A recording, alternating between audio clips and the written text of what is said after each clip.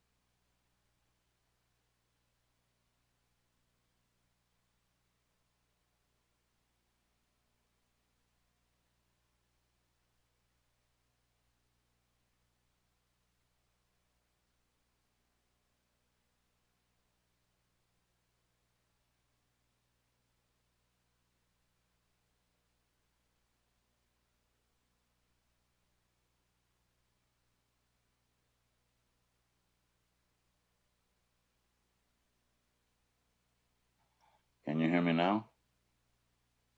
Yes, you're good. Thanks, Michael. Okay. All right. Now I'm on okay.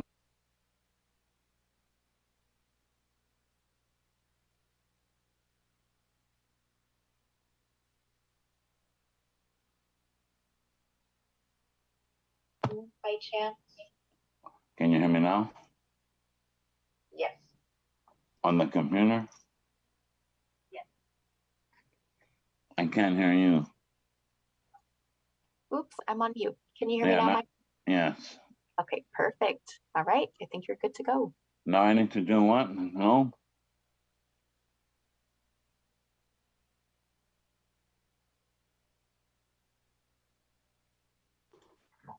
Awesome. Glad you have audio now, Michael. And then welcome, Casey. We are just about to start. If you want to go ahead and turn on your video and let us know that your audio is working. It's Horacio. Good morning, Horacio. Morning. Casey, can you say good morning and let us know that your video and your audio is working? Yes. Hi, good morning. Thank you. Good morning.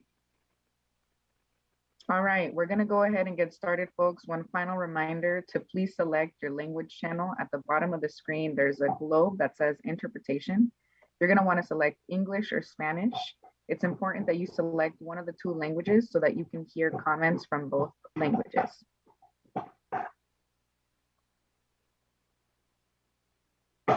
All right. If we are ready to go, we can move ahead to our next slide.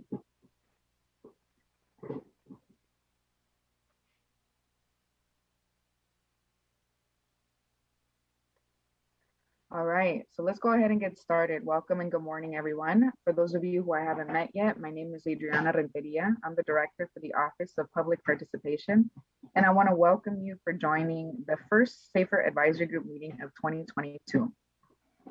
So this meeting is being webcast publicly in both English and Spanish at video.calipa.ca.gov. And we're recording today's meeting as well, and we'll post it on our Safer website for people who aren't able to join us today.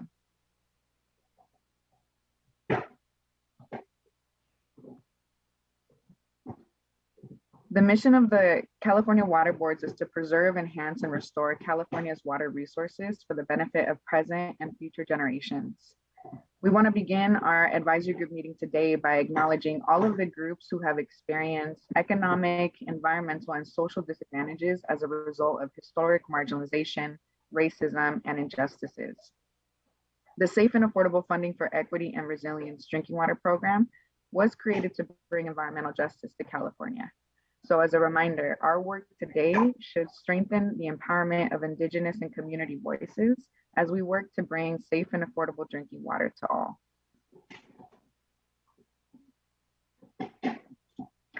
Since this is the first advisory group meeting of the year, I want to begin our meeting with a reminder of the purpose of the advisory group.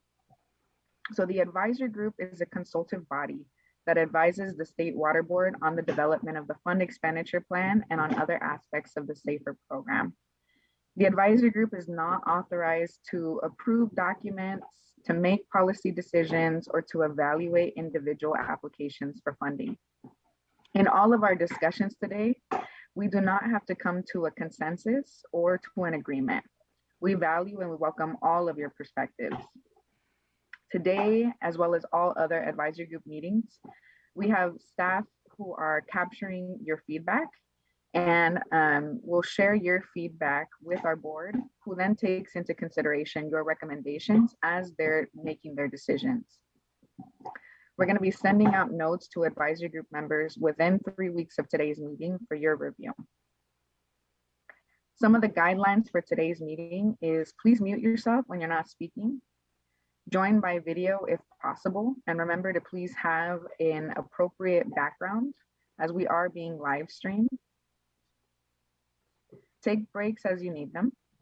And then a reminder that you should always be mindful about selecting the proper interpretation channel. So we are offering simultaneous Spanish interpretation. So in addition to selecting your appropriate channel, please remember to speak slowly so that our interpreter Aldo can interpret and capture all of your feedback. For those of you who are listening to us on the webcast, you are able to select between the English webcast and the Spanish webcast at video.calipa.ca.gov.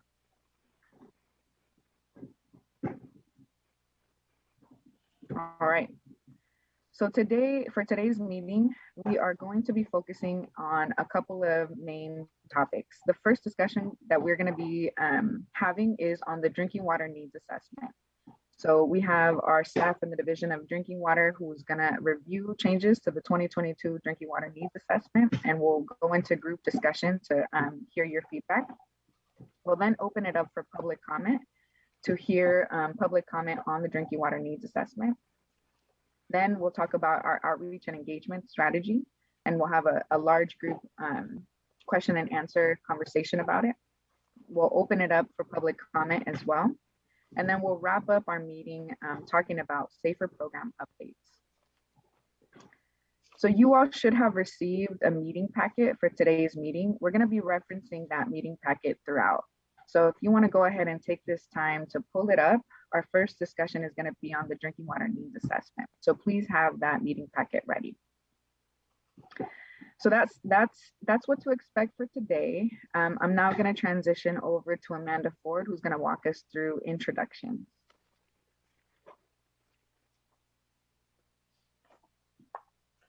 Hi, good morning, everyone. I'm Amanda Ford, a program manager for the Office of Public Participation. You'll be hearing more from me a little bit later, but right now I wanted to take the time to introduce myself and get the group warmed up with a round of 20-second introductions. So we'd like to invite you, when I call your name, please unmute yourself and share your name, your affiliation, your physical location, and one thing you're looking forward to with SAFE for this year. So for example, you would say something like, hi, my name's Amanda. I'm with the State Water Board's Office of Public Participation.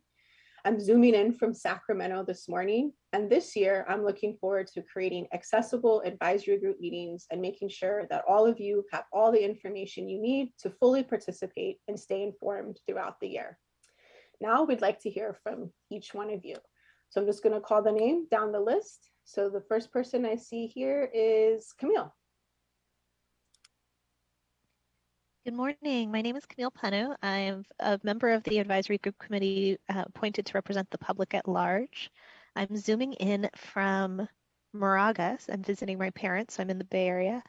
And one thing I'd like to accomplish this year, I've been so excited by all the growth that's been happening in the SAFER program and everything that's been happening within the advisory group committee. So I'm just really looking forward to contributing in a supportive way with all our new members that have come on this year. I know that's a small goal, but you know, I'm excited about where we're going and kind of pumped. So thanks, Camille. It's a small but mighty goal, so thanks for that.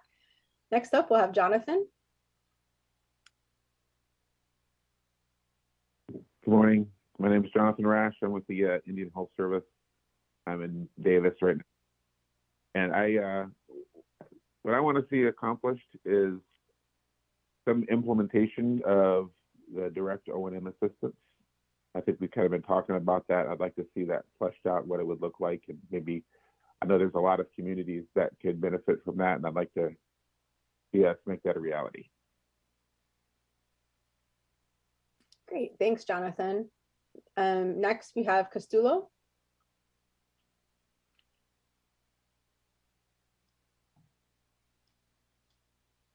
Hi, good morning. My name is Castiel Estrada. I'm with the Coachella Valley Water District Board of Directors. I'm calling from my office here in the city of Coachella.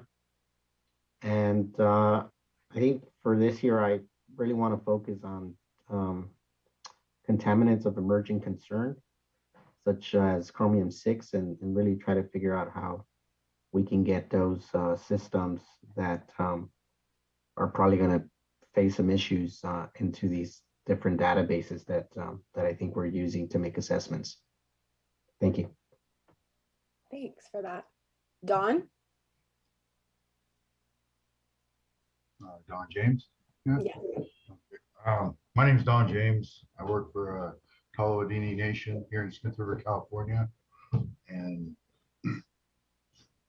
I'd like to echo what Jonathan pretty much says about the O&M and how to get that more robust and accessible. Great, thanks, Don. And next, Emily.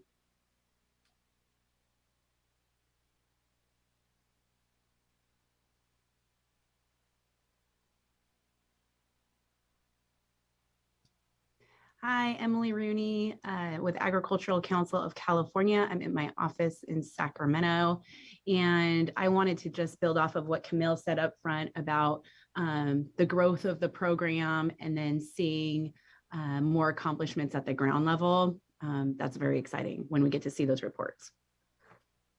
Great, thanks, Emily. And then Esther.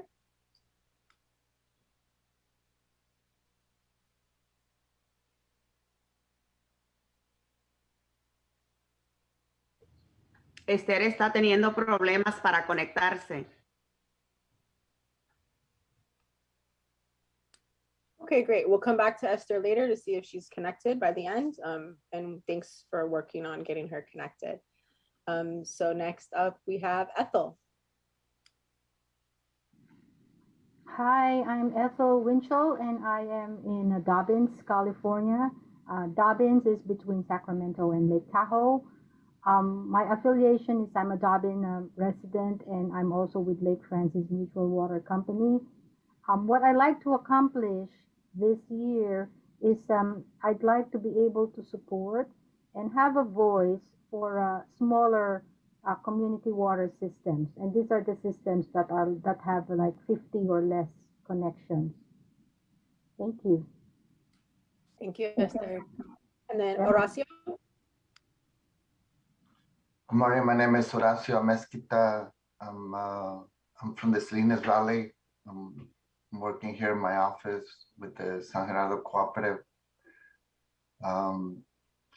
There's so many things that needs to be done, but probably one of the most important is to have the state water board, the regional water board, the GSA, the county, and the health department to work together to find solutions, because there's a lot of disadvantaged communities and there's a lot of water systems that are polluted. Thank you. And then next, Jennifer. Good morning, everybody. This is Jennifer Hazard, and I'm with the Rural Community Assistance Corporation, and I'm located in San Marcos, which is North County, San Diego. And I believe that my focus is, I've thought a lot about this, is to try to find a way to improve the process of approving funding, so we can reduce the time it takes to get funding out to struggling communities that need the funds right away, not 5 to 10 years from now. Thank you. And then next we have, I think, sorry, I'm trying to do the correct pronunciation. The Ninaman, sorry. Yeah, I thought that's me. Hi, my name is Huang. I'm working for Yolo County Local Primacy Agency. I'm calling from our office in Woodland here.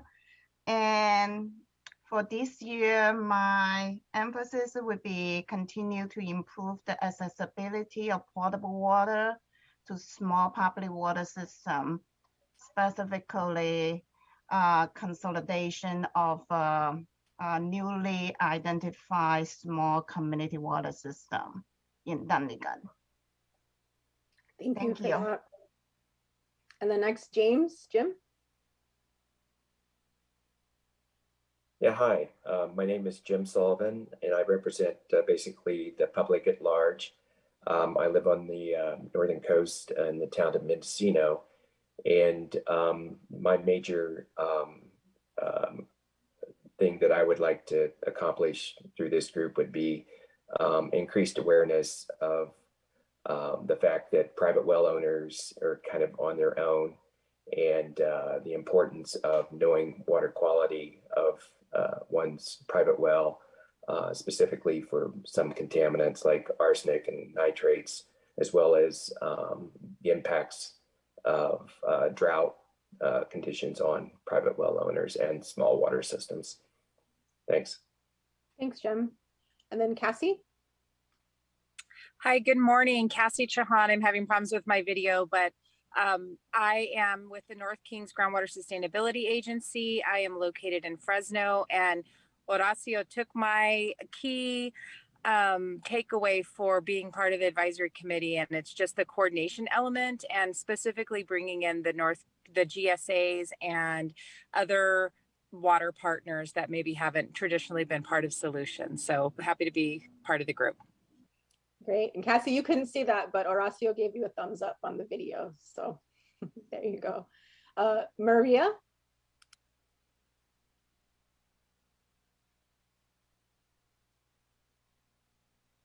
María Muñoz.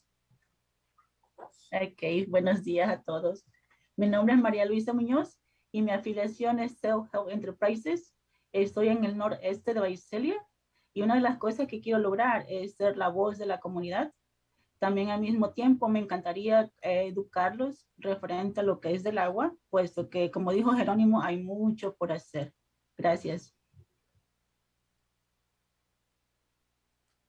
Thank you, Maria. And Michael Prado.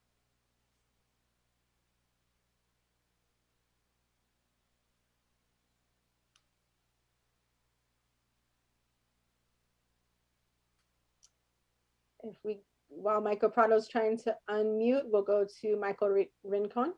Hello? Oh, we got it. Okay, yes. Michael Prado, senior here.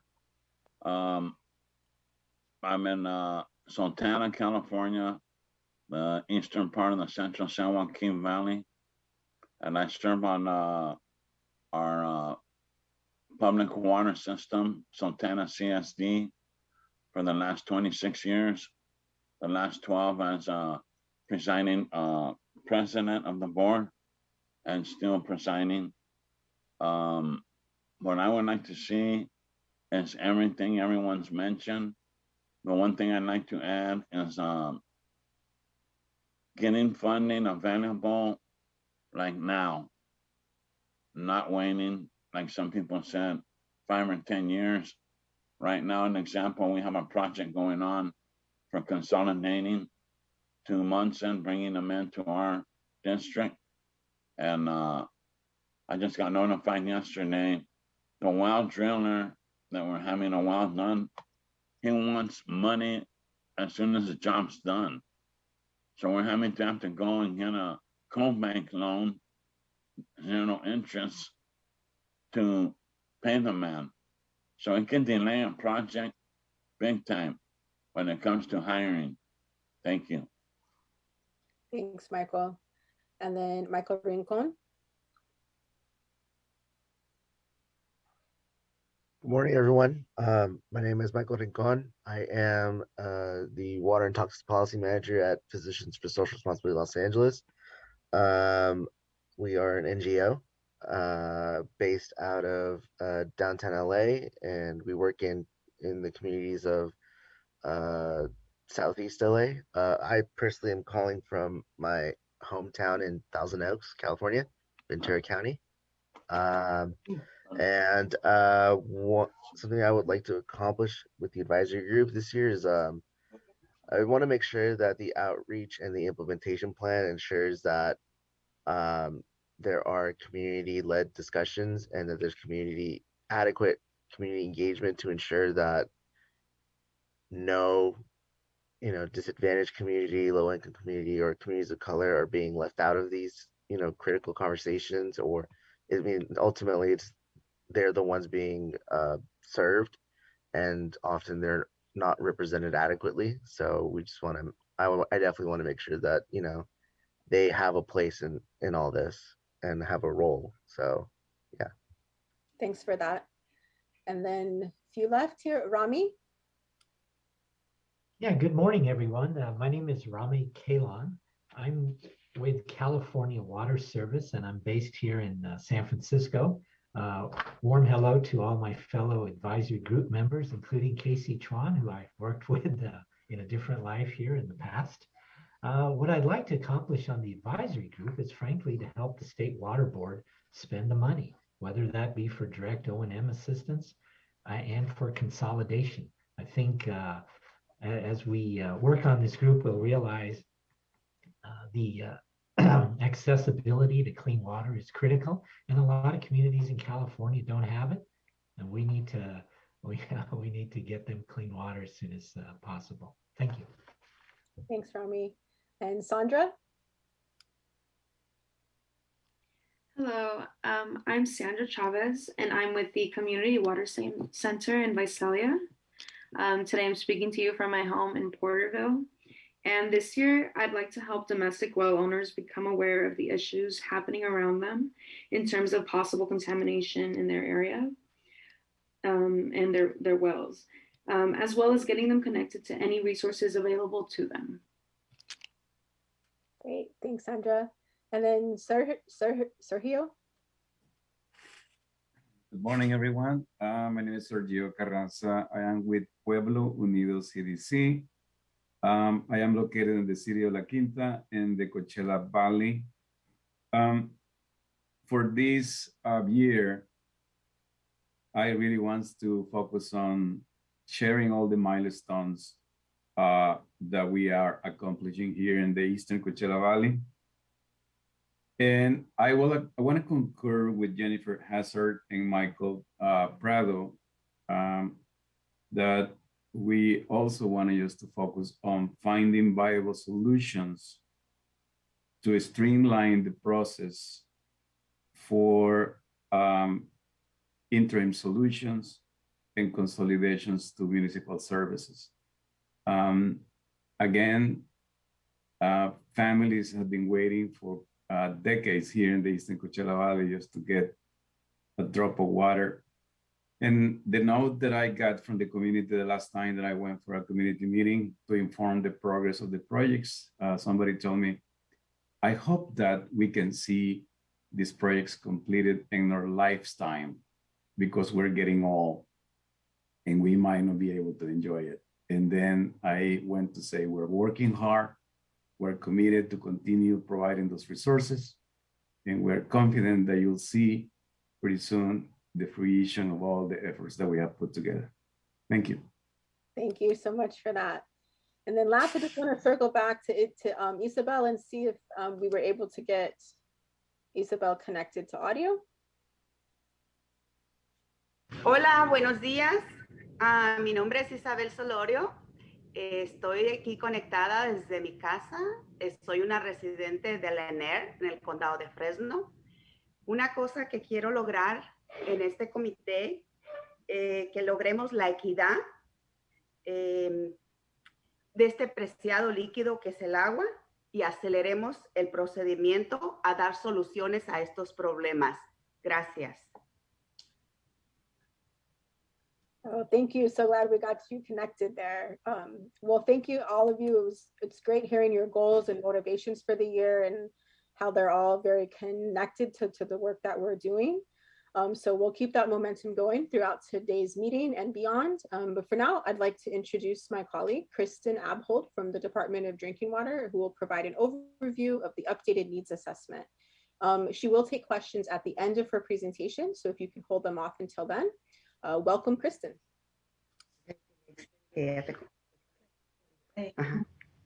morning, everyone, and thank you for being with us today. I'm really excited to share with you some of the proposed changes that we are looking into for the 2022 Drinking Water Needs Assessment. Next slide, please. Before I dig in, I just want to provide hopefully a high-level overview of what is the Drinking Water Needs Assessment. It can get a little complicated. It's very data heavy, so come with me on this journey. The Drinking Water Needs Assessment is a large data analysis effort conducted by the State Water Board. This is our second year doing this analysis. Last year, we released our first report developing our foundational methodologies with UCLA and many other stakeholders. The Drinking Water Needs Assessment has three core components to it. There is a risk assessment where we are identifying public water systems, state small water systems, which are very tiny systems, and domestic well areas that may be at risk of failing. We also do a cost assessment, which is looking at how much it may cost to implement interim and long-term solutions for those communities. So putting a price tag on how much it might cost to provide safe and affordable and accessible drinking water. And then the last component of the needs assessment is an affordability assessment. And here we're looking at trying to identify communities that may be experiencing affordability challenges when it comes to paying their drinking water charges and bills. Next slide, please. The core purpose of what we're doing with the Drinking Water Needs Assessment is to help us prioritize where the SAFER program should be focusing its efforts, both its funding resources, but also its boots on the ground, technical assistance, and engagement and outreach efforts as well. You can see here that the priority for the SAFER program is always going to be those systems that are on the human right to water list. That's really our failing list. It's those systems that are failing to meet the goals of the human right to water. Underneath our human right to water or failing water systems, we are also prioritizing our at-risk water systems in domestic well areas, followed by potentially at risk and then not at risk. Again, this prioritization really helps us target where we're focusing our efforts. Next slide, please. Again, like I said, we did come out with our first needs assessment last year in 2021. All of the materials are posted on our website. We do have PowerPoint presentations, webinar recordings, and lots of PDF documents that you can explore. We also have a web tool map that lets you look at where those at-risk and failing water systems are located. Next slide, please. But today I really want to talk to you about some of the proposed changes that we are considering for the 2022 needs assessment. Next slide, please. I'm going to start with the risk assessment. So again, the risk assessment is trying to identify public water systems that are at risk of failing. The way the risk assessment works is we look at different risk indicators or metrics, if you will, different data points across a number of categories to try to identify systems that are at risk. So those are represented by those gears at the top. Some risk indicators have more weight than others, and those weights were determined by stakeholder feedback over the last few years when we were developing our methodologies. So again, some risk indicators have more weight when it comes to risk scores in the total assessment. Those indicators fall into 4 different categories. We have a water quality category, an accessibility category, an affordability category, and a technical, managerial, and financial capacity category as well. You can see there that there are numbers right underneath those boxes. Those are the weights that are assigned to those different categories. It's a multiplier that we apply to the risk scores for those indicators that we're looking at. You can see based on stakeholder feedback from last year that water quality has the most weight, and followed by accessibility and technical, managerial, financial capacity, and then affordability had the lowest weight, mostly due to data coverage issues that we have for that category. We take all of those risk scores, combine them together, and we get a final combined risk score, and that's how we determine which water systems are at risk, potentially at risk, or not at risk. Next slide, please. We had a set of 19 risk indicators that we used last year in the 2021 risk assessment. You can see here that most of those risk indicators, we had water quality, accessibility, and TMF capacity. We only had 3 in the affordability category. Again, this is why it has a lower weight. Next slide, please. What I want to talk about is some of the changes that we're making or proposing to make for this coming year. In the water quality category, we are proposing to remove a risk indicator called maximum duration of high potential exposure, HPE. As you can tell from its name, it's a fairly complicated risk indicator. It's a very complicated indicator to calculate and a little bit difficult to understand. For that reason, we are proposing to remove it this year, but we are suggesting to add in an additional risk indicator, which is constituents of emerging concern. These are emerging contaminants. This indicator is looking at currently unregulated contaminants, but those that we anticipate will have MCLs developed in the near future. So this indicator is going to be looking at hexavalent chromium, or chrom 6, and it's also going to look at PFAS and 1,4-dioxane. So that is a new indicator we're proposing for the water quality category. In the accessibility category, we are proposing to remove water source types, which was looking at the diversity of water source types that water systems rely on. One of the reasons why we're suggesting the removal of this indicator is because it's really highly correlated to number of sources. So we thought it was a little bit of double counting. We'd like to take that one out. We are suggesting to add in 2 new indicators to this category. And the response to this, these additions are really stemming from feedback that we got after we released the 2021 assessment. Some of the feedback that we got was that our risk assessment wasn't doing a great job of identifying water systems that were experiencing source capacity challenges. These are systems where, for example, their well might go dry. And so in response to that feedback, we've been working really hard over the last year to develop some new risk indicators to try to capture source capacity challenges. The first one is we are looking at where we know that water systems are relying on bottled water or hauled water to supplement their supply. So if we know of a system over the last few years that have relied on bottled water or hauled water because their current sources cannot meet demand, those systems are getting on the at-risk list. The second thing we've done is we've created new violation codes in our violation database so that it's easier for us to track which systems are failing water work standards for source capacity.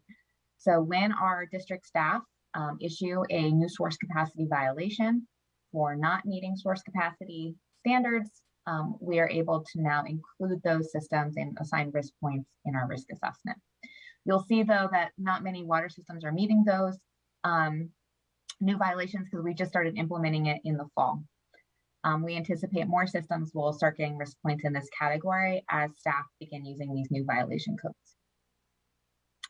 In the affordability category, we are removing percent shutoffs. This is not a suggestion, it's something that has to be done because there's no data anymore for percent shutoffs. There was a shutoff moratorium during the COVID pandemic.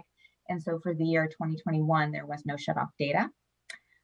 So we are using or proposing to use arrearage or debt data that was collected through our arrearage program in late 2021 in order to identify water systems that had a large percentage of their customers, their residential customers, unable to pay their bills during the COVID pandemic. The inability of a customer to pay their bill is really, I would argue, one of the most direct measurements of affordability challenges that you're going to get. So percent residential arrearages is looking at, well, what percentage of your residential customer base was unable to pay their bill. And then we looked at residential arrearage burden. In some cases, you could have a large percentage unable to pay their bills, but their outstanding debt was a low dollar amount. Residential arrearage burden helps us see how large that debt may have been spreading across the entire rate base. So that gives you a sense of the extent of the debt burden in that community. Finally, in the technical, managerial, and financial capacity category, we are recommending removing percent of service connections. This was looking at we used this indicator last year as a proxy for financial capacity because we had no data last year on financial information from water systems. And so the fewer number of connections you had, the smaller your rate base would be to collect financial resources. And so we did begin collecting new financial data in our electronic annual report from water systems last year. So we've added, you can see at the bottom here, some new financial risk indicators, and therefore we are suggesting removing number of service connections. Extensive treatment installed is also being removed. We have suggested expanding the inventory of our risk assessment to include larger water systems, and therefore this risk indicator would not be fair to larger water systems that have higher classification of operators and extensive treatment installed. So this one is suggested to be removed. And then we've added 3 new financial indicators to this category. Income, we're looking to see if the system had at minimum net positive income, so they weren't in the red last year. We also are looking at operating ratio. This indicator is looking at to make sure that the water system brought in enough revenue in the previous year to cover their operation and maintenance expenses. So just basic being able to cover their day-to-day costs. The last metric is looking at days cash on hand. This metric is looking at a water system's cash reserves, making sure that they have some money in the bank in case of there's an emergency, a pipe breaks or a fire comes through. They have some funding, some cash available to them to help them perhaps weather the storm or respond immediately. It's a ratio because this helps account for differences in water system size. So those are our proposed changes to our risk indicators. I would like to say that, because I think a slide was missing earlier, I mentioned we are looking to expand our inventory, the number of systems that we're looking at in our risk assessment to include large water systems, because we do have a number of larger water systems on our failing human right to water list. So we want to make sure that we're holding all water systems to the same standards here that we have in our risk assessment. To do that, we have made some modifications since we released our preliminary results last month to how we calculate 4 of these risk indicators to account for system size. So we are looking at adjusting our increasing presence of water quality trends towards MCL and our constituents of emerging concern to take into account the number of sources that are meeting those criteria. So systems have to have 25% of their sources meeting that criteria. We've also adjusted how we calculate or assign risk points for absence of interties. If you have a large water system or a water system with multiple sources and no intertie, we're not going to assign a risk point there, instead focusing on risk points being assigned to systems that have far fewer sources and no intertie. And then we've also recalculated our critically overdrafted groundwater basin risk indicator, where a percentage of a water system sources needed to be inside that basin to get risk points. That being said, we are almost there on finishing up some of our preliminary calculations, and these numbers are going to be quite different than what we shared about a month ago with the public when we released our preliminary results. Next slide, please. I'm going to provide a brief overview on behalf of Emily to discuss some of our changes to the risk assessment for state small water systems and domestic wells. Next slide, please.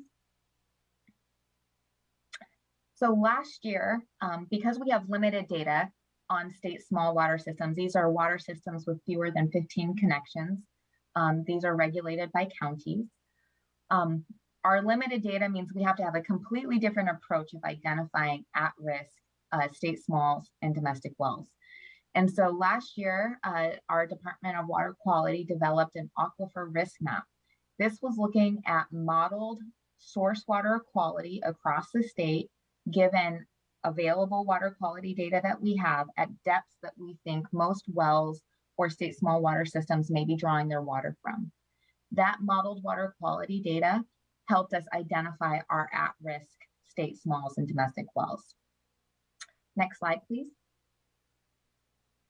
One of the core pieces of feedback that we got last year, though, was, can you include some additional metrics to identify at-risk state smalls and domestic wells that more closely mirrors what we're doing for public water systems? And so what we've done over the past year is we've partnered with the Department of Water Resources to integrate their drought risk assessment with our water quality risk assessment to then identify at-risk state smalls and domestic wells. So now we can identify areas across the state that are most at risk for water quality and drought, or you can look at them separately if you're only interested in water quality or only interested in drought risk. Next slide, please. I just want to get you familiar with the coloring scheme here. You can see water quality risk, we use kind of a purple color, and then we use a green color for drought. Next slide, please. We do have a map a preliminary map published on our website, which I encourage you to take a look at.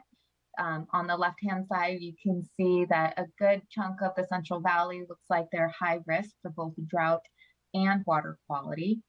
What we've done is applied a masked layer over this map to only show areas that we know there's a domestic well or a state small water system, but we know that our database is not complete. And so there are areas outside this map that could have a well. So you can remove that mask from the map when you're inside the tool. One of the things we've done this year too is added a layer for some additional socioeconomic information. So when you're in the map, you can click around and you can see the Cal EnviroScreen score, the racial breakdown at the census block area, and some income level data too. Next slide, please. But like I said, you can definitely look at each map separately. So if you're only interested in looking at the aquifer risk map, you can do that. That's going to be the purple one on the left. And then we have the drought risk map on the right. So if you're interested in looking at them separately, you can definitely do that in the tool. Next slide, please. We're already thinking about 2023. We have been working with OEHA and the Department of Water Resources to take our risk map for state smalls and domestic wells one step further and to include new socioeconomic risk indicators as well as water quality and drought. So again, trying to move our risk assessment for state smalls and domestic wells closer to what we have for public water systems. We're going to be hosting a series of workshops this year. We'll make sure that that information is shared with you so you can participate if you're interested. Next slide, please.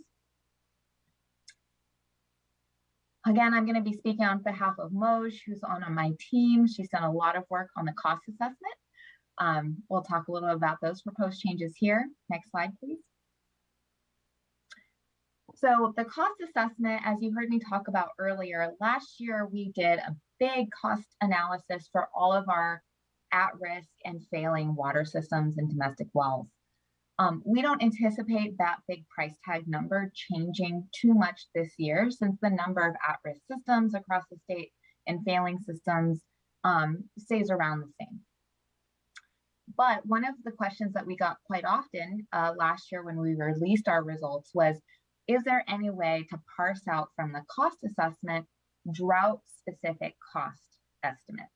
And unfortunately, the way that our model was conducted last year did not allow us to parse out cost assessment estimates for drought-related infrastructure investments. In addition to those comments that we got last year, we also got some new legislation this year. SB 552 was passed, and it requires some new targeted drought infrastructure requirements for small water systems. And so in response to public feedback and in response to SB 552, we felt it was appropriate this year for us to conduct a targeted drought infrastructure cost assessment looking at the SB 552 requirements. These requirements are listed on the screen here. You'll see that it looks at detect production of well groundwater levels. So what level is your groundwater in a well? It says water systems need to be part of a mutual aid organization. They need to have continuous operations during power failures. So they need to have a backup generator. They need to have a backup source of water supply or water system intertie. They need to make sure that they are metering all of their service connections and trying to monitor for water loss. And the last one here is to meet fire flow requirements. Now, this last bullet here has been excluded from our cost assessment. This one would be, we do not have enough data to try to estimate, and we would need to partner with others to figure this out. So I'm going to keep going forward. Next slide, please. I just want to point out that there is some overlap between some of the items that we're estimating costs for in the drought infrastructure cost estimate with what we did last year. I think a lot of folks are going to want to combine our two assessment cost estimates together and just want to make sure that people are aware that there is overlap and therefore would be duplicative costs if you were to do that. In particular, last year we did have something called other essential infrastructure, which includes new wells and backup electrical and new meters, which are all things included in our targeted assessment this year. Some other things that are not included in our new drought infrastructure cost assessment, we do not include interim costs or O&M, operation and maintenance costs this year. And the inventory is the systems that we're looking at is pretty different. So last year we were looking at just costing out needs for failing and at-risk systems. This year we used our electronic annual report and SIDWIS data to identify water systems that may not be complying with those requirements, to then figure out who we cost out that infrastructure for. So it's a little bit different. Next slide, please. These are our preliminary numbers. Again, nothing's final yet until we release our final report, hopefully in April. But our initial calculations led us to a hefty price tag of $1.8 billion. We did publish a spreadsheet on our website when we released our preliminary results, indicating which water systems may not be meeting these requirements. And therefore, those are systems that we costed out, what it might be to then comply.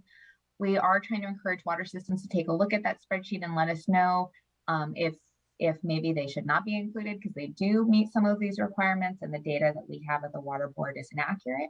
So we do have a data change request form on our website, and encourage anyone to let us know if they should be included or not included in this cost estimate. Next slide, please. Almost there, guys. One more, the affordability assessment. This one should be short. Again, affordability is embedded in our risk assessment. Our affordability assessment just pulls that one category out to put a spotlight on it. So the changes that we're going to be making here align with what we've already discussed with what's being done in the risk assessment. So taking out percent shutoffs and adding in the customer debt data. Next slide, please. We did post some preliminary results. Those are available on our website and on our white paper. Next slide, please. But just wanted to flag for everyone, affordability is a huge topic. It's super important. And we recognize that some of the metrics out there currently in use don't always do the best job of really identifying communities with affordability challenges. We are working with OWIHA and others this year to host a series of workshops to really figure out how we might be able to use poverty prevalence and housing cost burden to create some new affordability indicators and develop a new affordability threshold when looking at affordability challenges across the state. So stay tuned. When we host those workshops, we'll make sure that information is shared with you so you can participate if you're interested. Next slide, please. So our report should be coming out in April. We did have a deadline of yesterday for public feedback on our preliminary results. However, advisory group members we're extending that deadline until Monday of next week, the 7th.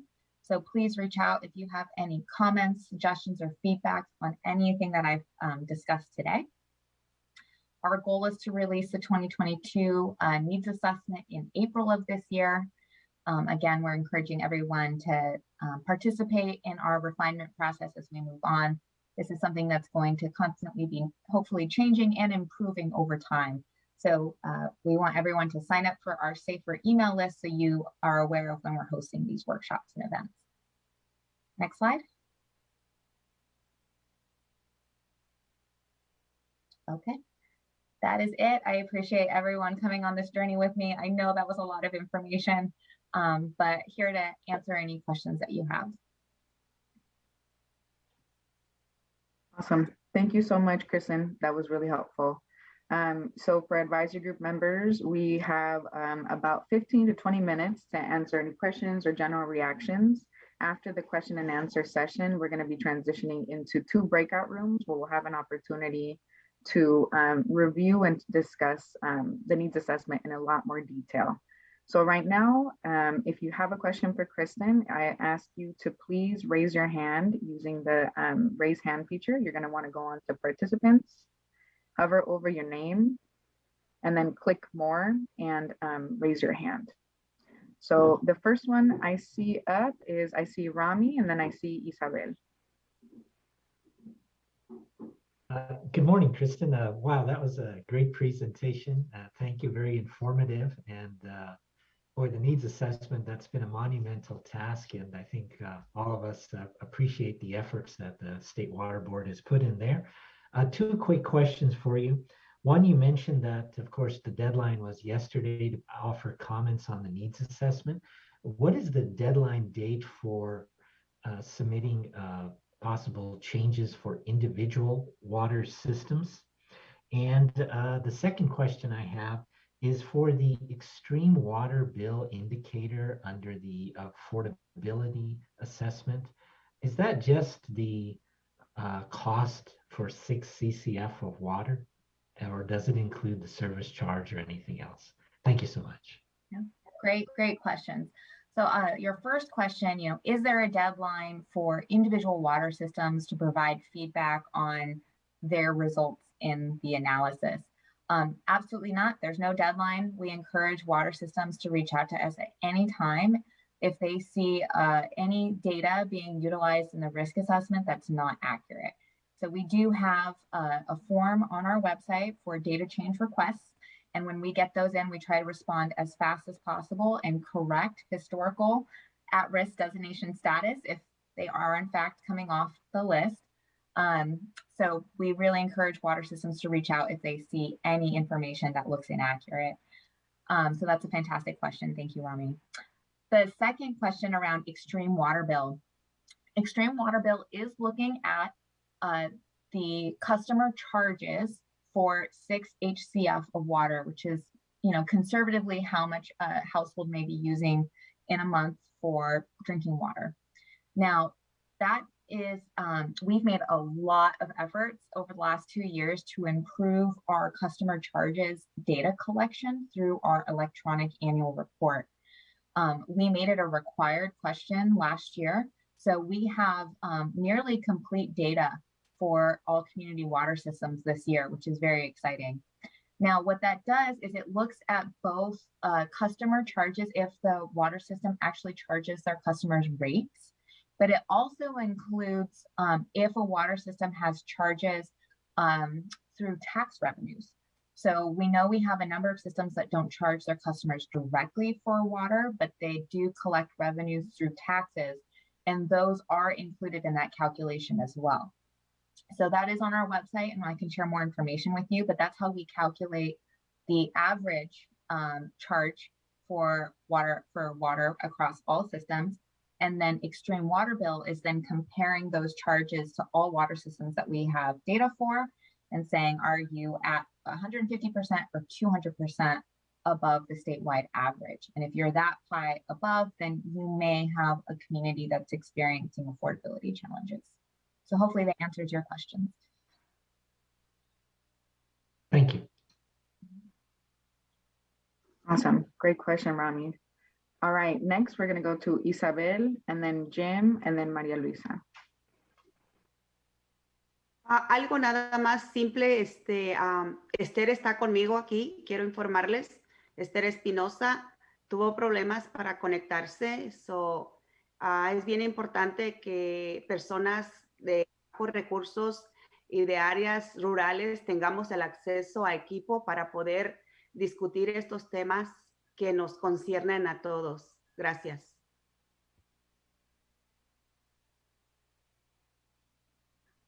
Thank you for letting us know that Esther's with you, Isabel. I'm glad that both of you were able to join. Thanks for that feedback. All right, we're going to go to Jim and then Maria Luisa. Yeah, hi, thanks a lot.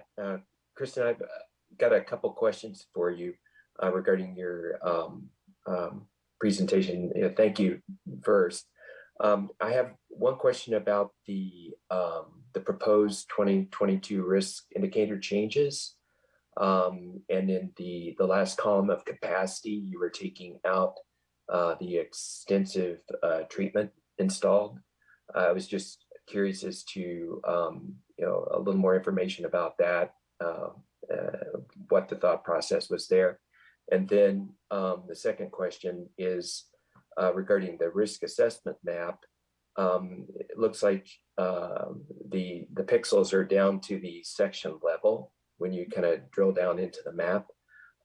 Were each of those sections, if there was like a low risk versus a high risk, was there actually a water data point within each of those sections that decision was made on in the mapping? Thanks. Thanks, Jim. Not sure if I got your first question. I can get to the two, and then maybe we can loop back and you can repeat your first if that's okay. Sure. So first is, let's talk about the extensive treatment installed risk indicator, which we're proposing to remove. That was looking at whether or not a water system had complicated treatment installed. When we originally developed the risk assessment focusing on just small water systems, we were saying if you have extensive treatment, which means in order for us to identify that, we were looking at operator certification requirements for that water system. So if you had a higher requirement for operator certification, you were getting risk points because you were a small system, your ability to maintain that person on staff, pay them, etc., may be a risk. Now, when we expand our risk assessment to include larger water systems, they're definitely going to have higher, operator certification requirements for their system. So therefore, it would unfairly assign risk points to large water systems. We want to take out that bias, which is why we're proposing removing that risk indicator. Gotcha. Yeah, so hopefully that makes sense. And then the third question that you had around risk at the section level. So what Jim was talking about, if we were to go back to that risk map, it looks pixelated because each square mile section on that map has a risk assigned to it. That's what those colors are. There you go. If you were to zoom in, you'll see little squares. That's a 1 mile section on the map. And to answer your question, Jim, no, that does not mean that there necessarily was a water quality sample taken from that 1 square mile section. If there was a water quality sample taken nearby, and we do a small radius, but I can't remember offhand, Emily would need to help fill me in there, then that water quality is assigned to that location. Now, we don't go too far out from that 1 square mile section, but that's why you'll often hear us refer to modeled water quality in the aquifer risk map, because we don't have water quality data for every single square mile section across the state. Okay, thank you. Yeah. Thank you, Jim. Thank you, Kristen. All right, we're gonna go next to Maria Luisa Castulo and then Michael Rincon. Hola, yo nomás tengo una pregunta. Quiero saber qué cosas son las membresías. Y la otra, quería saber también, ella si bien oí, dijo algo de talleres. Y en eso me gustaría saber, pues que estoy yendo al colegio, agarrar a clases de inglés, pero miro y oigo que la comunidad no sabe absolutamente nada de lo que está pasando con el agua. Y quisiera hacer un poquito más como llevarle información y ver si la gente se involucra más en todo esto que hacemos. Gracias.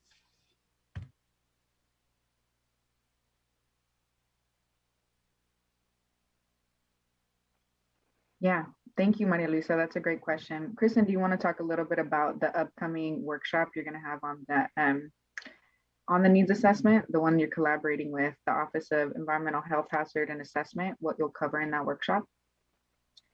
Yes. So we've been working with OEHA over the last year to develop some new approaches to trying to measure affordability across the state, looking at both poverty prevalence and housing burden. Now, there are many other metrics or measurement types out there to also measure affordability challenges. We're going to put a few examples and ideas in front of folks during those workshops and get some feedback on, is this the right approach? Do you think this is going to do a better job of measuring affordability challenges throughout the state? I think one of our big challenges that we have now is that a lot of our indicators rely on rates data or income data from census, and both of those are not perfect. So how do we look across different metrics, look at them separately and then together, and try to figure out, well, how do we determine who is experiencing affordability challenges? So the first few workshops are going to probably be looking at metrics and what, how do we measure affordability? And then as we move forward with workshops after that, we'll start getting into how do we set a threshold for affordability. So we haven't scheduled those workshops yet. We're working with OWIHA and trying to look at our calendars and figure out what's going to be best. But that's our goal, is to really dig in and figure out, how do you measure affordability? I hope that answers your question. Thank you, Kristen. And Maria Luisa, as soon as we get those workshop dates, we'll send an invitation to all of the advisory group members so that you can share with your community and your colleagues and your friends to invite them to also attend the workshop too. Awesome. All right. Next, we're going to go to Castulo and then Michael Rincon and Horacio. Thank you. I have two questions. One is almost identical to Rami's question.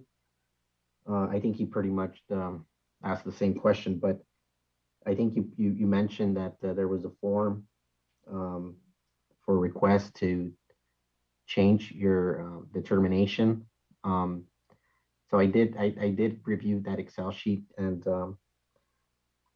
so that my question is there a place where those, if you could be more specific, maybe through an email to the group as to where we might be able to find that form? And then I was wondering if all of those different criterias come with some sort of checklist that assigns you the number or the whatever score you end up getting, because I think there's a bunch of different scores that you can get. But so I'd like to get more information on how to specifically target each of the different criteria.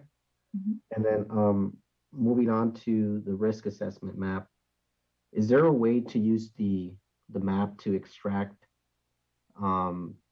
perhaps what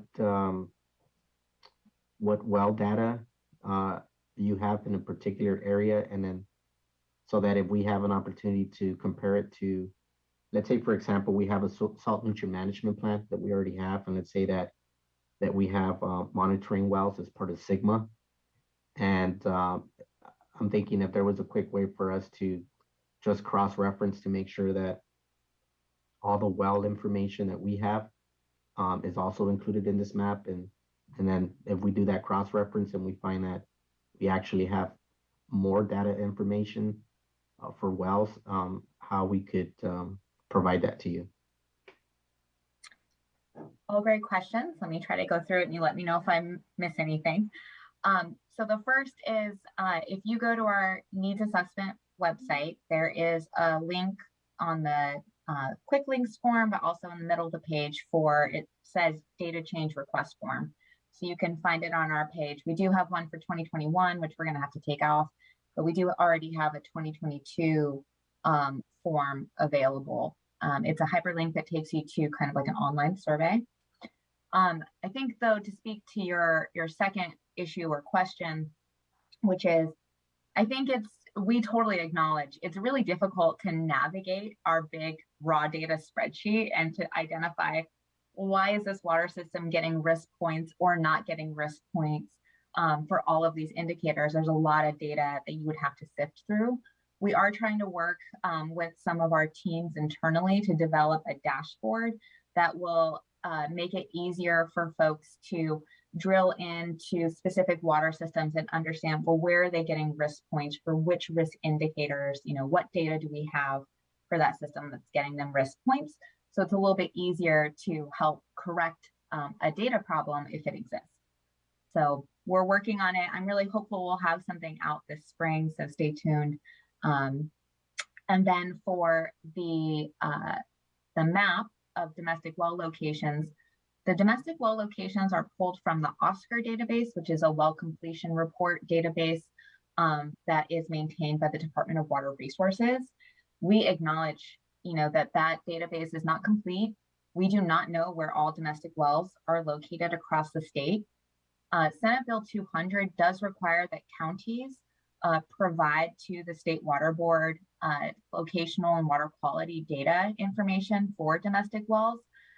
However, counties across the state have very different record keeping on domestic well locations and information. And so we've been trying to collect that in order to help counties comply with SB 200 reporting requirements, but we're not quite there. So if you have locational data of domestic wells, please feel free to reach out to us and share it. The map, and I'd have to double check with Emily, I think we do have a layer that tells us how many domestic wells and state smalls might be within each square mile section, but we may not have exact pinpoint location data in this map. Don't hold me to it. I need to contact Emily, or if she's available, perhaps she can answer on this call. But it is something that we're going to continue to work towards over time, is trying to build out a more complete data set of domestic well locations. So we appreciate everyone's help on that. Thank you, Kristen. Just one more thing, just to clarify, all these wells have to be domestic wells. They're not, it's not just wells that you would use for monitoring purposes. It has to be a domestic well. Yeah, for this map, yes, we are only counting domestic wells and state small water systems. So just those two. If it's, an ag well, or another well that's not used for potable purposes, then it is excluded from this map here. Thank you. Mm-hmm. I will say though, however, I'll caveat it. That's in terms of how we calculate the number of at-risk state smalls or domestic wells. If there is a monitoring well that has a water quality result pulled from a depth that we believe most domestic wells and state smalls may be in, then that water quality result was used in the aquifer risk map to estimate water quality risk. That helps. Thank you. Okay, good. Okay, folks, Adriana had to step away for just a second. So this is Amanda. I'm going to jump in. And I think our next question is from Michael Rincon. Yeah, actually, quickly, could we go back to the slide showing the summary of the proposed changes?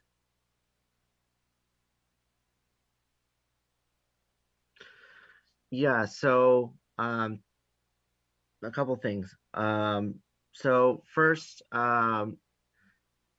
when we're talking about, well, I'm thinking about the drought piece, the aquifer risk map, and I'm thinking about the water quality in terms of this, but like I understand that when it comes to the water quality violations, that's been more focused around MCL violations, right? At this time? Are you referring to past presidents on the human right to water list? Yeah. So that was true until April 2021. So the criteria for failing and to get you on the human right to water list was expanded last year to also include treatment technique violations and repeated monitoring and reporting violations. So it's not just water quality violations anymore. Okay. So the reason I ask is because since there seems to be a big focus for drought in this 2022 needs assessment, I believe it may be necessary to begin possibly incorporating response level exceedances, because my understanding is that if a response level is exceeded for a particular contaminant, in this case, I'm thinking of PFAS, for PFOA and PFOS specifically, just because it's the only, and I guess PFBS, because those are the only response levels right now. But my understanding is that for a response level, if there's an exceedance, then that particular water source could be possibly taken out of service in the event that the contaminant of concern isn't I believe if the water purveyor or whoever cannot remove the contaminant effectively or efficiently, then that particular water source may be taken out of service. And I think that's a particular issue for what's going on right now, because that's a water quality issue, that's a water security issue, and ultimately that will become a drought issue because in Southeast LA, there are certain cases, actually several, where PFOA or PFOS has exceeded the response level. And for the communities of Southeast LA, I think it's roughly 60%, if I remember correctly, of the water has to be imported. So, and the rest comes from local, water resources. The loss of a single groundwater well will ultimately mean additional importing, which means a higher, cost for the customers themselves, because they're the ones who are going to have to bear the burden of the cost of, of additional importation of water. So could that be something that be included in this needs assessment for this year? Because I think that particular criteria of responsible exceedances applies to these different, to water quality, affordability, accessibility, and drought. Michael, we completely agree with you. We have added it in there. It's a bit of a wonky term, but constituents of emerging concern includes PFOA and PFOS. And a water system will get risk points for this indicator if 25% or more of their water sources are triggering some of the criteria that we've developed for this indicator. And so for PFOA and PFOS in particular, if more than 25% of a water system sources are, they have two results for PFOA, PFOS that are positive, and if they're at the notification level, they're going to get the maximum risk points for those sources. So we agree with you, and that's why we've added it in here. I also agree with you. It's a big concern if they're testing high and then they have to actually turn off or deactivate their source, their number of sources are going to go down. Now we do have number of sources as a risk indicator here. It's binary right now. It's if you only have one water source, you get a risk point. But we do acknowledge that there's definitely an accessibility risk associated with water quality contamination of wells. So we agree with you. Does that help? It is in our white paper how we are looking at PFOA and PFOS, Chrome 6 and 1,4-dioxane in this new constituents of emerging concern risk indicator. I think that's good.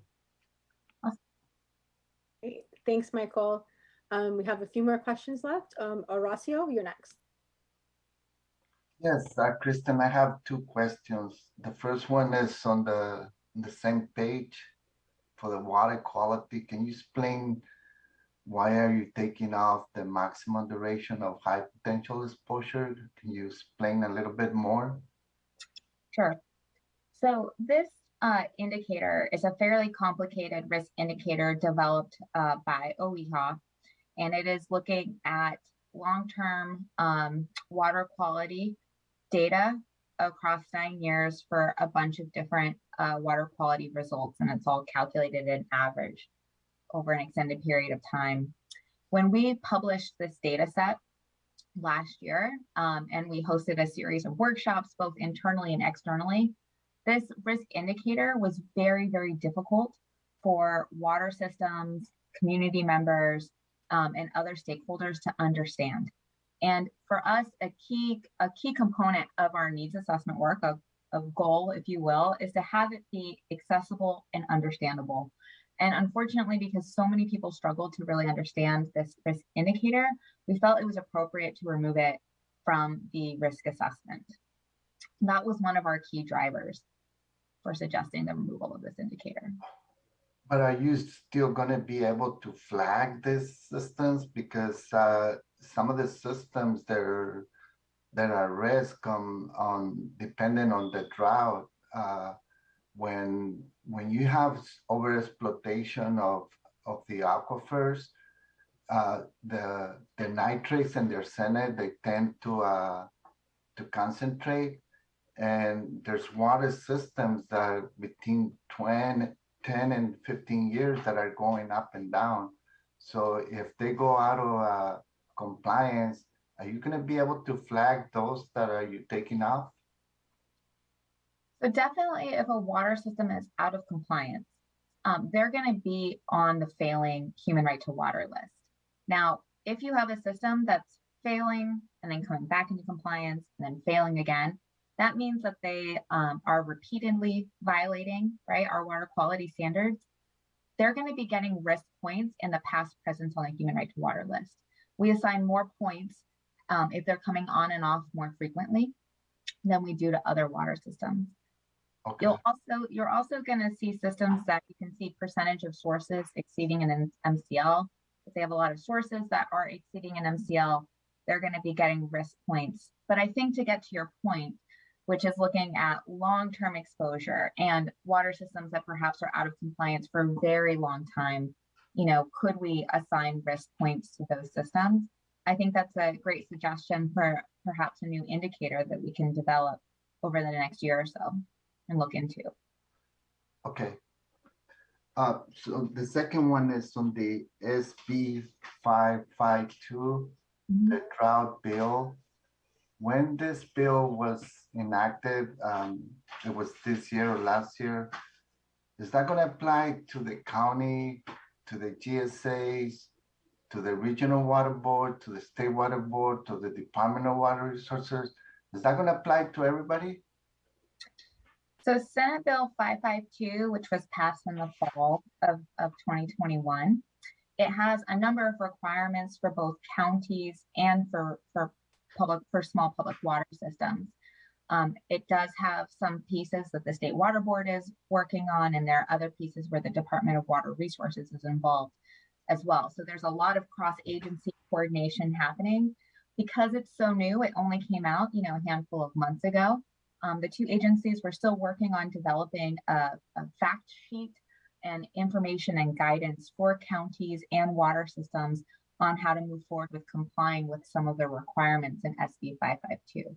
So stay tuned. I think there's going to be more coming out, more resources available very soon on how to move forward with SB 552. Yeah, I think so because you know, I think the drought is getting worse, and I think a lot of communities are going to be facing maybe losing their wells because there's too much water is taken out of the aquifers and there's not much of a rain. So I think it's going to be an important thing to be watching for. Thank you. Thanks, Horacio. And then next up, we have Jennifer. Thank you. Yes, my question is related to SB 522 as well. I realize that these are new requirements, but I did note that meeting fire flow requirements was excluded from the assessment, and I'm curious to know what the plan is to put that back into a future assessment. Yeah, we appreciate that question, Jennifer. The fire flow requirements were, you know, we were trying to see if there was any way we could fit them in, but we honestly just lacked the information, the data necessary in order to even begin trying to estimate fire flow requirements. Fire flow requirements are different at the city and county level across the state. We don't have a database or information around what those requirements would be at the local level. You know, and I think also fire flow responsibility and jurisdiction falls to local fire officials. So it's kind of hard, you know, with the state water board at the state level coming in and trying to figure out, well, what needs to be invested locally. So it's challenging for us. We're going to see if we can reach out to the state fire marshal and better understand local and statewide fire flow requirements, and then to start brainstorming what data and information we would need to have in order to come out with a justifiable cost estimate there. Okay, thank you very much. Yeah, thank you. Thanks, Jennifer. And then we have Sergio next. Yes.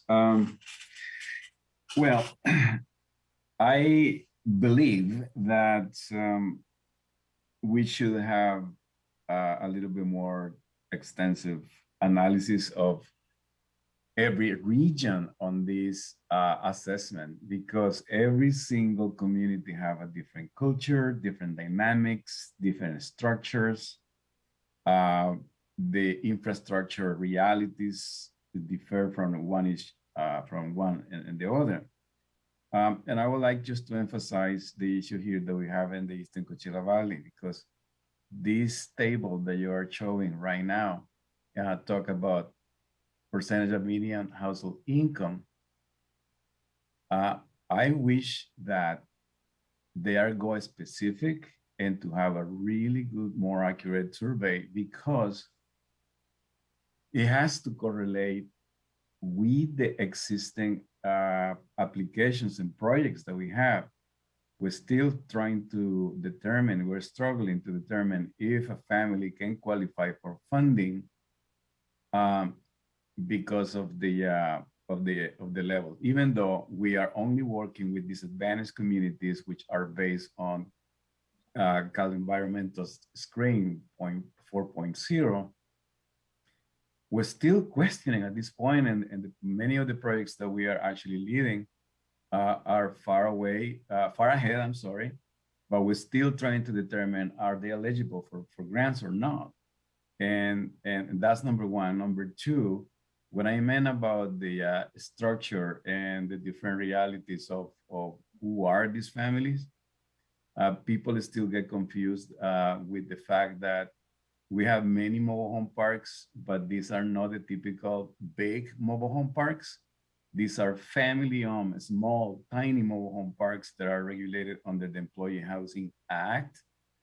And that probably is a misleading indicator if we don't understand or have visited those mobile home parks, that wouldn't question, wait a second, if this family need grants or not, because whoever is the owner probably have the capacity, financial capacity to actually fund that, which is not true. We're talking about up to 12 units mobile home park, other known as Polanco Park. Many of the colleagues in this session knows about the Polancos, but this kind of assessment should reflect this kind of composition, this kind of community profiles, so that by the time that this project start to get definitely implemented, everyone is knowledgeable, educated of every single region conditions that be taken in consideration when we deploy financial assistance to these families. Also, I wish we could have people come into each areas to have a better understanding. We will be more than happy to provide that assistance. Just to give an example, we know where the on-site wells are located easily. Why? Because we are actually consolidating many of these Polanco parks into a municipal system. So we do have that information. So we never receive any contact information by anybody who say, you know what, we're coming to your area. We want to have a better understanding about your communities, because it's going to be included in this assessment. So I think that's something that definitely need to be taken in consideration before we finalize this assessment. And the last one, and I'm glad that Jennifer actually brought this issue about fire flow. Guess what? We are working really close with the fire department, and they are able to provide that information to us, which is part of the design. We cannot do and complete the engineering design if we don't have that information from the fire department.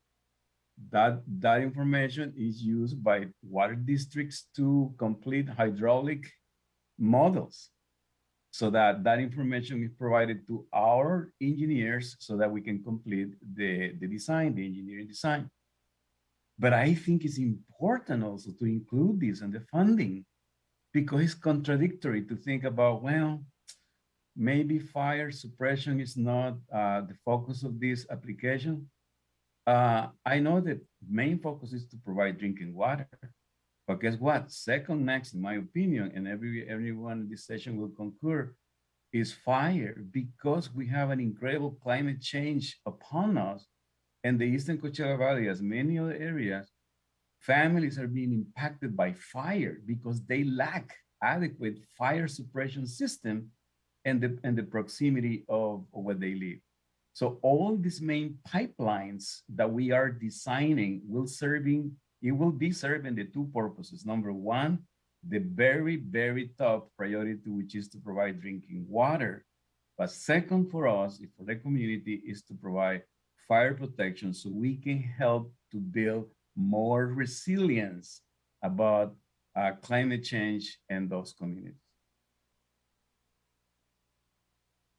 I really appreciate your comments and your feedback on this. I really want to encourage you to participate in our affordability workshops we'll be hosting this year. I think you bring up an excellent point and something that we are struggling with. You mentioned in your example, mobile home parks, and that's something that, mobile home park water systems, I feel like we don't capture them as well as we should in our risk assessment. Systems that don't charge their customers directly for water, like a mobile home park, it's usually embedded in rent for those systems. We're not going to be able to capture those in the affordability metrics that we currently are utilizing. So how do we develop new affordability metrics that don't rely on water rates information? So I really appreciate your comments on that, Sergio, and I really encourage you to participate in our affordability workshops as we try to explore new metrics to really assess affordability at the local level. Around fire flow, we agree we need to explore this concept further. We need to understand where we can collect data and how we can incorporate it better into the needs assessment.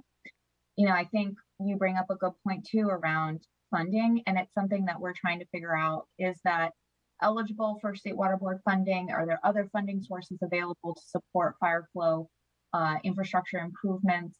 I think this is a new space we're trying to dig into. And I think as you and everyone else on the advisory group move forward in helping to inform the prioritization of funding for safer programs, make sure that you're thinking about the SB 552 drought infrastructure requirements. I'm not sure if Andrew or anyone else on the phone wanted to weigh in on that. Yeah, I mean, I can weigh in on it a little bit. I mean, I think, the thing is, and Kristen, you captured this well. I mean, the SB 552 is still, and how we're working on it in total is still evolving a lot. We're going to be in the spring, we're working with Department of Water Resources, and they're going to be hosting starting to host some workshops related to SB 552 and just the number of requirements that are in there. I think the fire flow, given the sort of the deadlines for when it's due, which is about over 10 years out now, we have some time to be working on that. And obviously, as Kristen has alluded to, we need that time so that we can understand it better and be able to figure out how it incorporates both in our policies, but also in our funding programs, both for us, for the Department of Water Resources, and for other state agencies and other sources of funding. So I think, we're just at the beginning of the process, and we'll continue to provide updates, and we can come back to this advisory group with updates on SB 552 in particular, if folks want that. And it sounds like we probably should do that. If I may just quickly, the design of the pipeline that we are doing include the flange to install a future fire hydrant.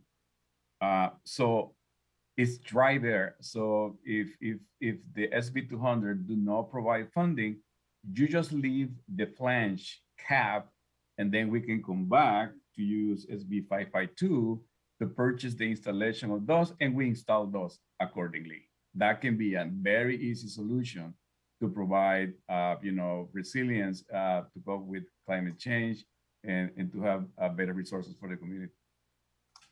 Sure, and I think we need that. We're going to need different creative solutions like that, you know, for all these projects, even outside of the fire flow, as you well know, Sergio. I mean, there's just so many different aspects to these big projects. So, but I think that's a great idea. Thanks. Thanks for that. Looks like we have two. I thought Cassie was up, but looks like we have now Michael Rincon. Yeah, just a quick thing.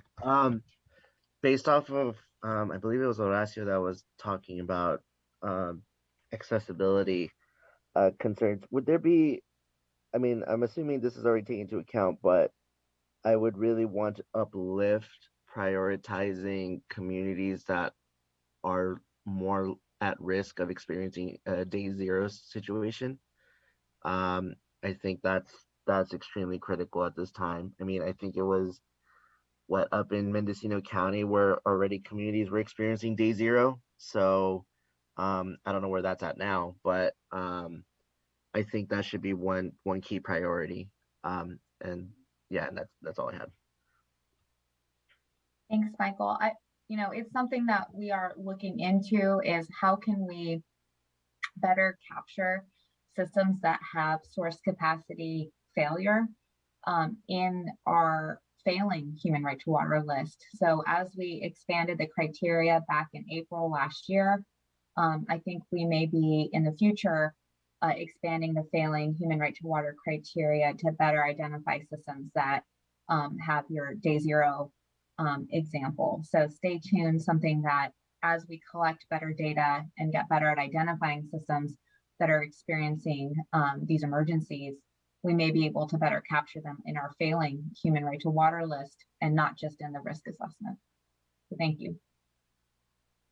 Thanks for that. Jim? Yeah, just real quick, maybe to add a little bit to that and the proposed 2022 risk indicators under accessibility. I know in our community, we've had a hard time actually identifying private well owners and some small systems that had received hauled water. Sometimes those records are very hard to acquire.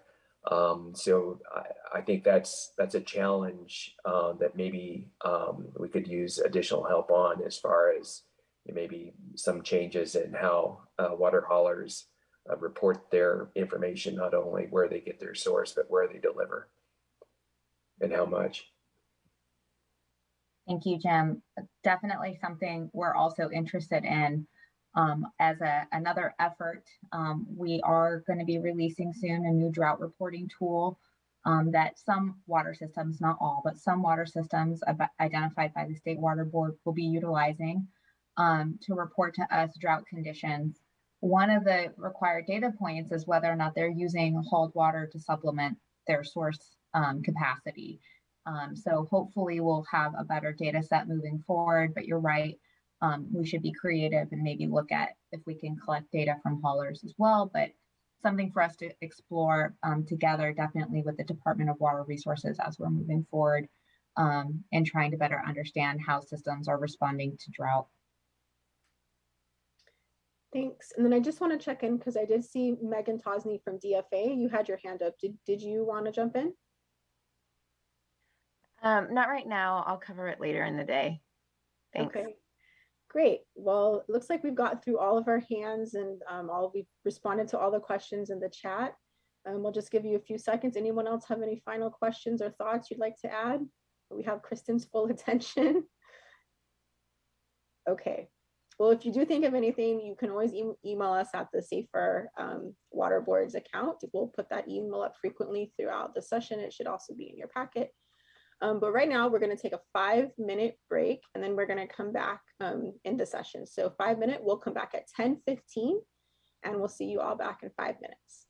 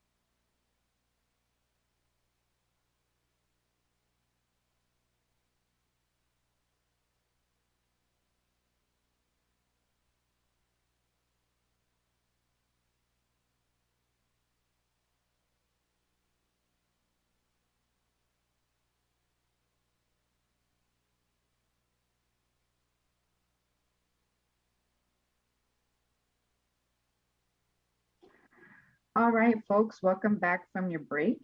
If you stepped away from your computer, go ahead and come back to your screen and let us know that you're back with us. Adriana, can you hear me? Yes, we can hear you, Michael. Okay, thank you. This thing went dead on me, so I don't know why it went that way. I had a full charge when it got here. Oh no. Yeah, Well, we can hear you. I plugged it in and I got re-entered in. I'm sorry. Well, I'm glad you're able to join us back. And you're right on time. So we're about to start our breakout discussion. So we just heard from Kristen, and she gave us a really great presentation on the drinking water needs assessment. You all shared really great clarifying questions. And now we're going to go into two smaller breakout groups to talk about your feedback on the drinking water needs assessment. So the goal for these breakout sessions is to hear your feedback on the proposed changes. Like Kristen mentioned, the needs assessment is really important because it helps inform the fund expenditure plan. And the fund expenditure plan is the plan that the board uses to identify its funding priorities. So we're going to ask you to pull up your meeting packet to look at the needs assessment summary in your meeting packet. And then in a little bit, we're going to be opening up two breakout rooms. Some people are going to stay here in the main room and some people are going to go into the breakout room. Once you're in the breakout room, we are going to ask one of you to be our note taker and our reporter who will be capturing key takeaways from your discussion. After your breakout, that note taker reporter will come back to this larger group and share key takeaways of what your group discussed. And during that key takeaway share back, we're going to be taking notes, and those notes will be incorporated as part of the overall meeting notes. All right, once you are in your breakout, you are going to have an opportunity to review the document in your meeting packet that describes the needs assessment, review the PowerPoint slides, and gather your thoughts. And then we're going to be asking you specific questions around the three major components of the needs assessment. So the risk assessment, the cost estimate, and the affordability assessment. All right. Any questions before we open up the breakout rooms and begin our discussion?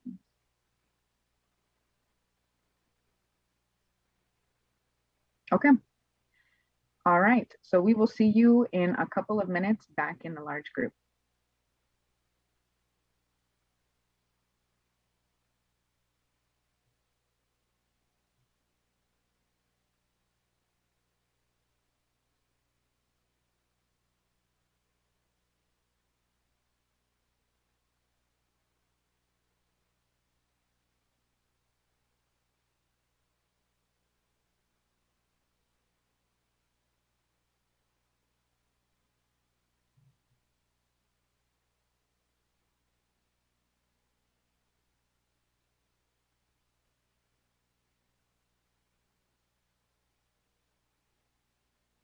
Okay, it's just AV Services who needs to move to the breakout room, but I believe this is it for you all, and I will be in the breakout room as well.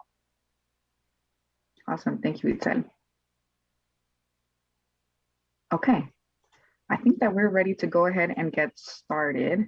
I just want to give a quick reminder, because we switched into the breakout, just go ahead and take this time to check your language channel. So at the bottom of the screen, check interpretation and make sure that you've selected either English or Spanish so that we can hear each other. Awesome. In our breakout, we have our Division of Drinking Water expert, Michelle Frederick. So Michelle is Kristen's supervisor on the go-to.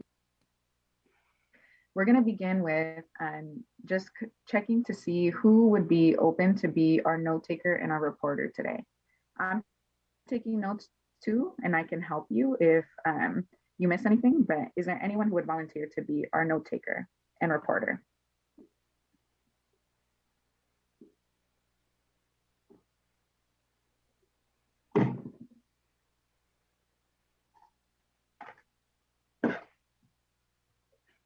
Adriana.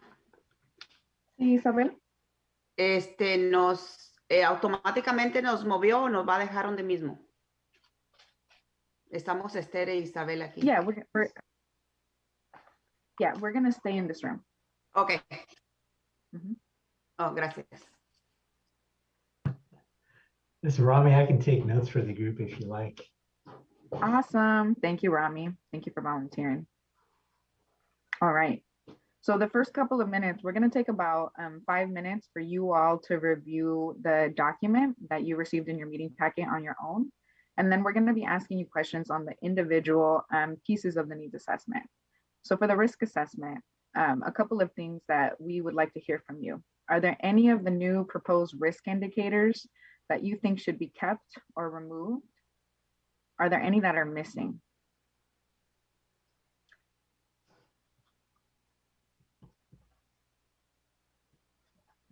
The risk assessment also has a component for domestic wells and state small water systems. When you're reviewing those changes, think about the drought risk that is now included. Do you think that this addition to the risk assessment, adding that drought component, do you think that that strengthens the risk assessment? Do you have any recommendations about that addition? I think it's necessary at this time. I mean, we're definitely in a drought, and doesn't seem like we're going to be getting any heavy storms, you know, in the future, or we're not going to get enough rain to get us out of the drought. And, you know, we are technically, I think we're still technically. Diana, antes de que siga, ¿me puedes mostrar exactamente el documento que estás pidiendo que miremos? Yeah. Yeah, sorry. It is, thank you, Mikey, for your recommendations. We'll come back to it once we start our discussion. And then Maria Luisa, for the document, you should have received it in your meeting packet. It's the first document in your meeting packet, and it's titled Needs Assessment.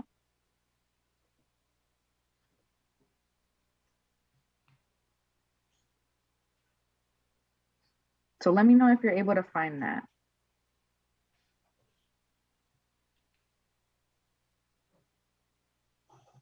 Exactly. Yep, that's the one.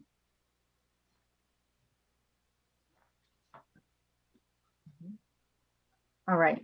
So take a look at that needs assessment document. I'm going to give you all about 5 minutes to review on your own, and then we're going to come back and we're going to discuss the main question. So look at the 3 pieces, right? The risk indicator, the cost estimate, or the risk assessment, the cost estimate, and the affordability assessment. Look at what's changed between last year and this year, and that's what we're going to be discussing. All right. Jennifer, is there anything? I see you have your hand up. I can wait. Okay, awesome. All right, so you all have 5 minutes. I'm going to give you a 1-minute warning when we're going to come back and start our discussion.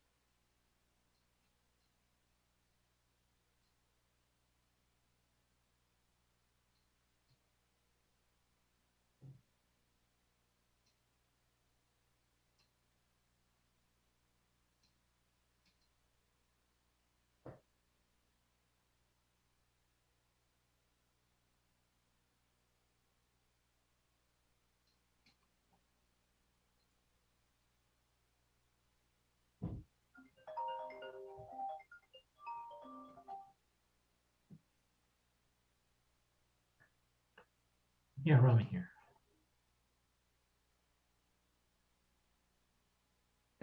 How are they performing across kind of basic performance indicators that we have all decided are important performance indicators for water systems?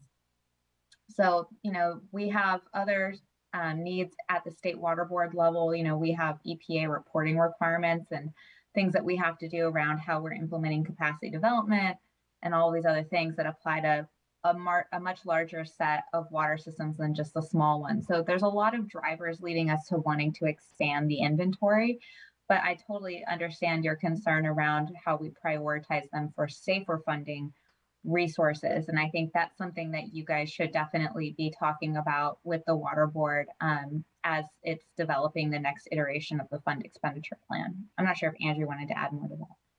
Yeah, the one thing I just wanted to add, just by way of context, is about 10% of the systems that are on the human right to water list currently are the larger systems, over 3,300 connections. And so we definitely have issues with systems that aren't, you know, not just the small systems. So it may be a smaller percentage, but obviously, you know, the number of people then who are impacted by that is also, you know, relatively large.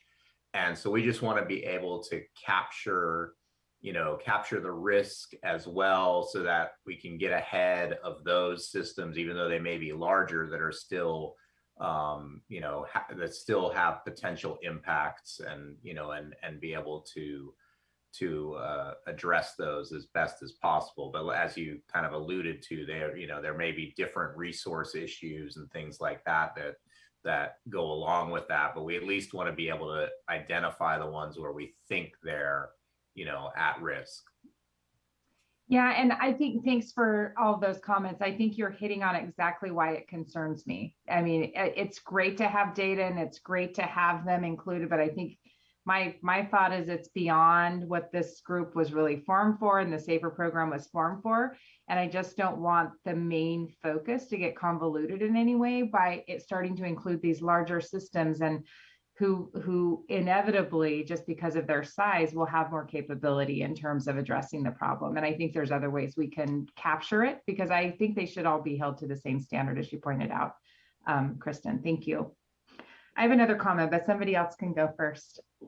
Yeah, I agree with Casey, is it? Cassie? Mm-hmm. Cassie, I'm sorry. That's okay. Yeah, coming from a regulatory background in Indiana with the drinking water branch at Indiana Department of Environmental Management, I agree that larger systems do seem to take over, you know, kind of the limelight, if you want to say that, once, you know, you identify a problem, and it really dilutes your ability to help, you know, smaller systems, even though, you know, they might be as much, if not more, need.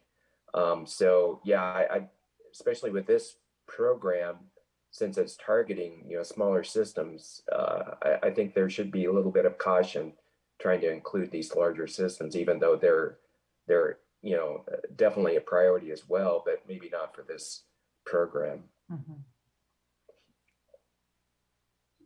If I may. I was good. Emily's had her hand up for a little bit, so. Oh, I'm sorry. Yes, go ahead. Emily and then Michael.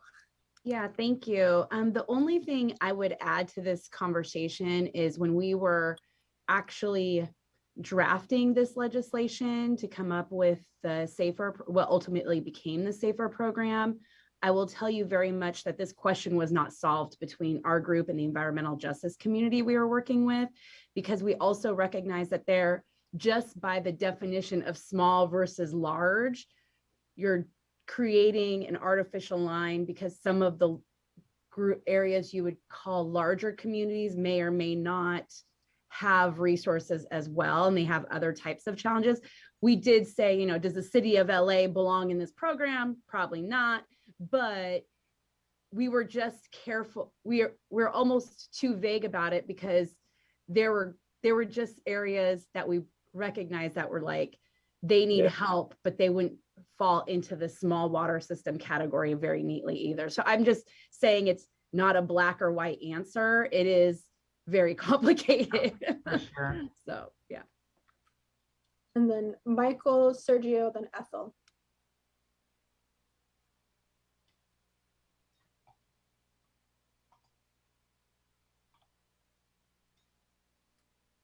And Michael, if you're talking, I think you're still muted. I'll see if I can unmute you.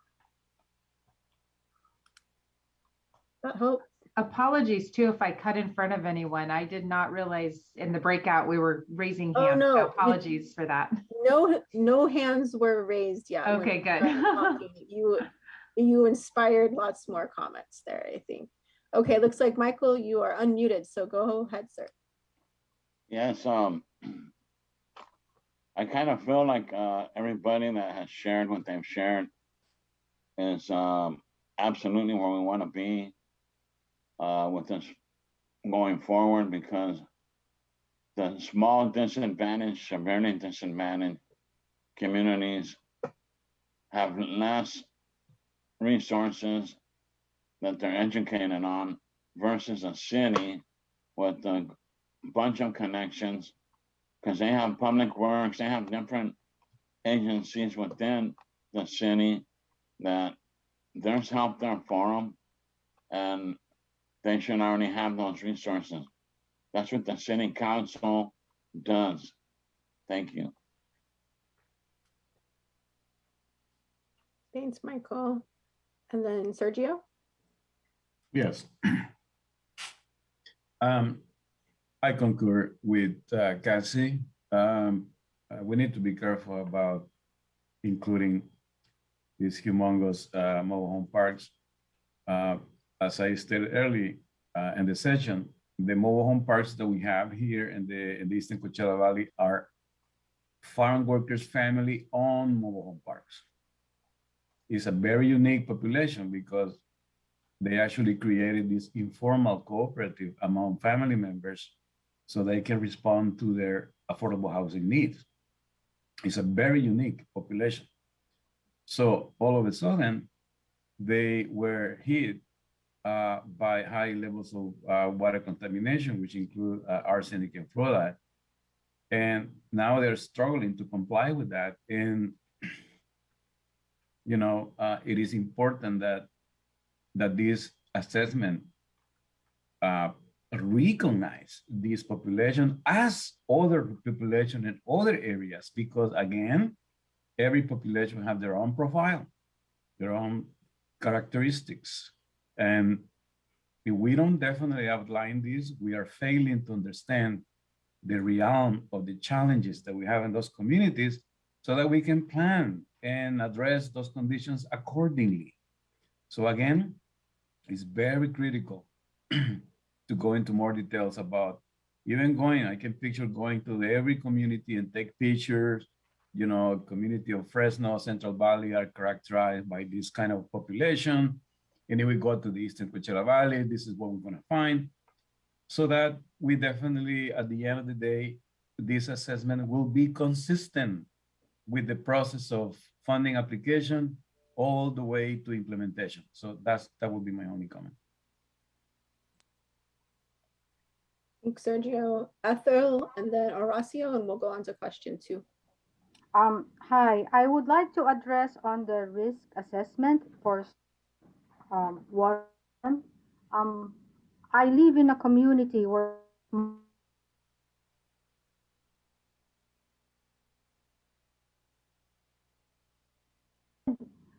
but I want to say something about from the state bill that was discussed earlier, that it is moved to 10 years from now. That is too long for our community. Every fire season, my personal experience is we are always at the verge of being evacuated 3 to 4 times every year. 10 years from now, that would mean 40 evacuation for my area.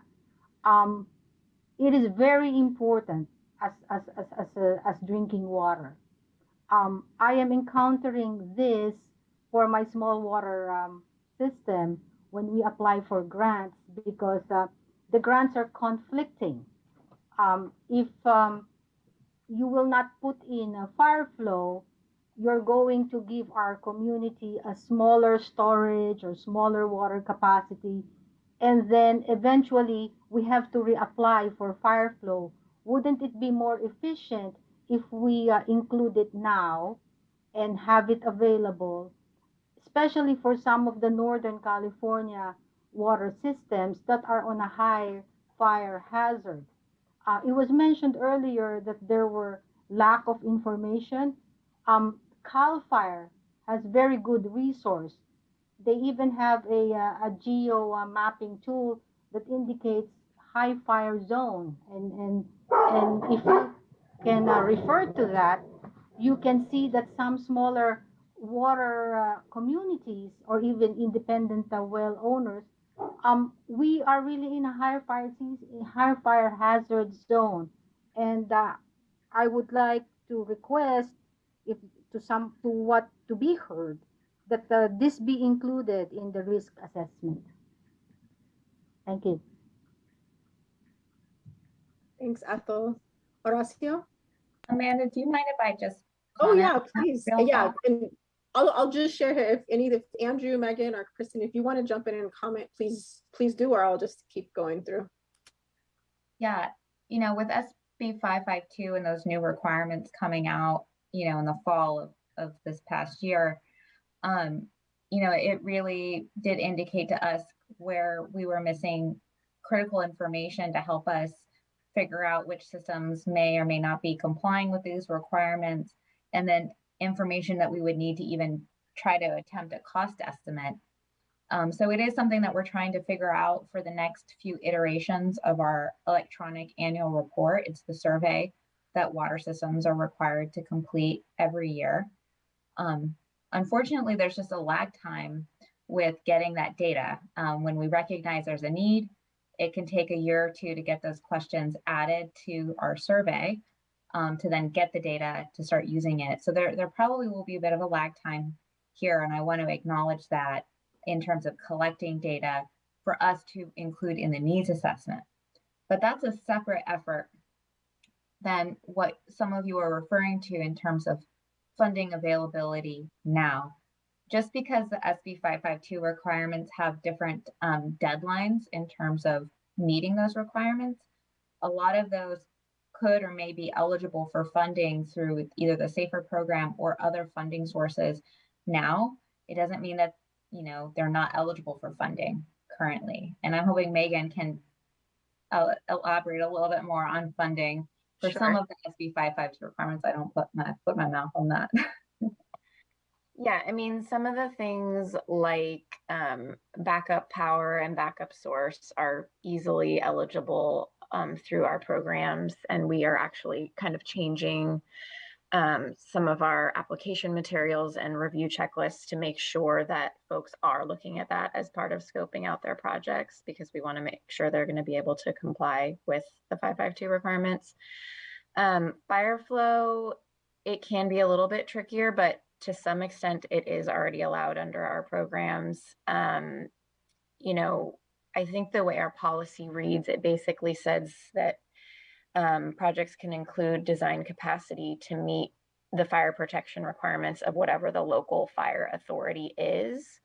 But there's also some limitations where the total design capacity is not supposed to exceed 3 times the existing maximum day demand. And so sometimes if there's very high fire flow requirements, that could be something that systems are coming up against. And so we've already flagged this as something to look at as part of future policy amendments, which we're planning to do later this year.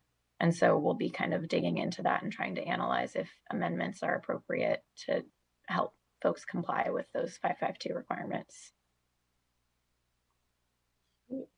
Thanks to you both. Horacio, you want a final comment on this question? Yes, it's big systems, they should have more reserves for whenever they have any problems, because they're getting lots of money. They have lots of connections.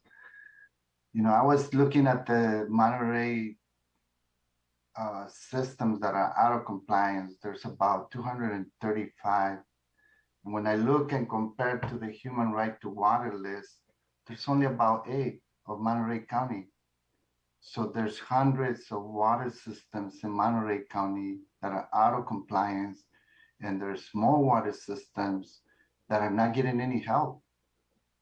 They don't even have an application to get their water system fixed. So we're not gonna be able. We're gonna put resources into larger systems. We know that they're also important, but you're not gonna have the resources to help this small water systems that are being with water contamination and all kinds of contaminants behind for 10, 30, 40 years.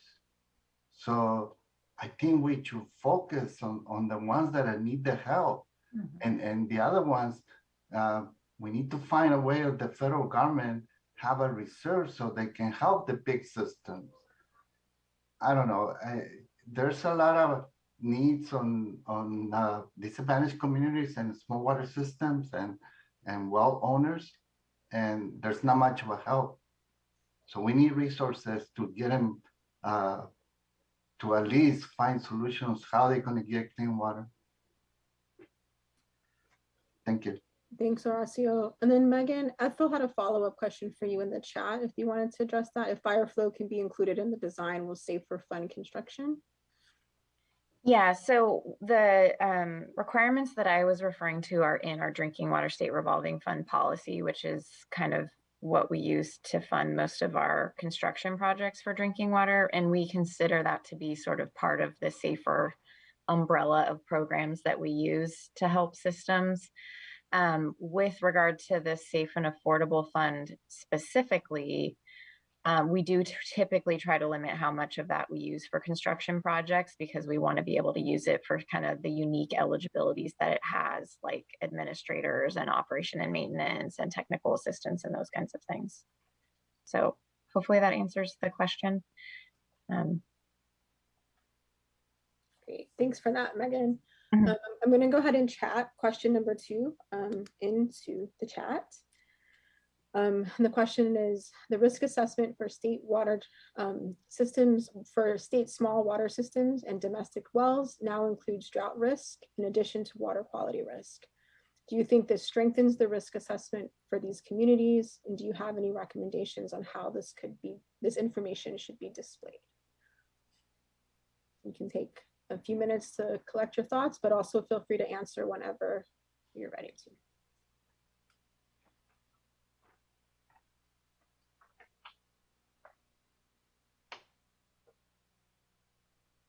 Looks like Jim and Emily tied. So Emily's first up alphabetically. So I'll go with Emily and then Jim.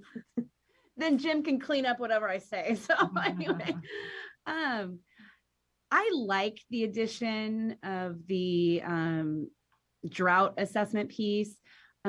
This came from some concerns about safer funds that were originally supposed to be prioritized for water quality issues being also used to fix drought situations. And in terms of a state budget process, there are drought dollars and then there are safer dollars.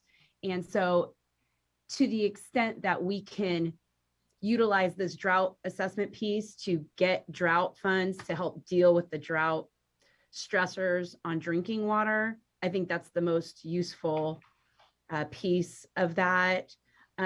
It could boost the overall cost and all that sort of thing, but if we're getting funds from another source, not just safer, then I think that's the way to go. That's my 2 cents. Great, Jim, you want to add to that? Sure. Yeah, I just wanted to say, yeah, I truly agree that drought risk should be part of the whole assessment for, you know, private wells and small systems. But just to add the caution that, you know, the risk map that, you know, I was kind of reviewing that you all put together, I'm still not sold on, you know, the based on some of the areas that I'm somewhat familiar with here in the Mendocino County area, that it truly reflects what's going on. You know, the section level of you know, the assessments for high to low, and the sphere of how that data is, you know, going out to look for a data point to make that risk. I kind of question, you know, how that's put together, and I'd like to see more information on you know, how the map was put together as far as that risk assessment, because I kind of have a fear that maybe there's some information that might be used, maybe or the data could be used better. You know, maybe some of those high risk areas should be gray if there's not a data point near enough to make, you know, that determination, especially with drought, you know, with the fluctuation of groundwater, you know, water quality can change in a private well, you know, specifically arsenic.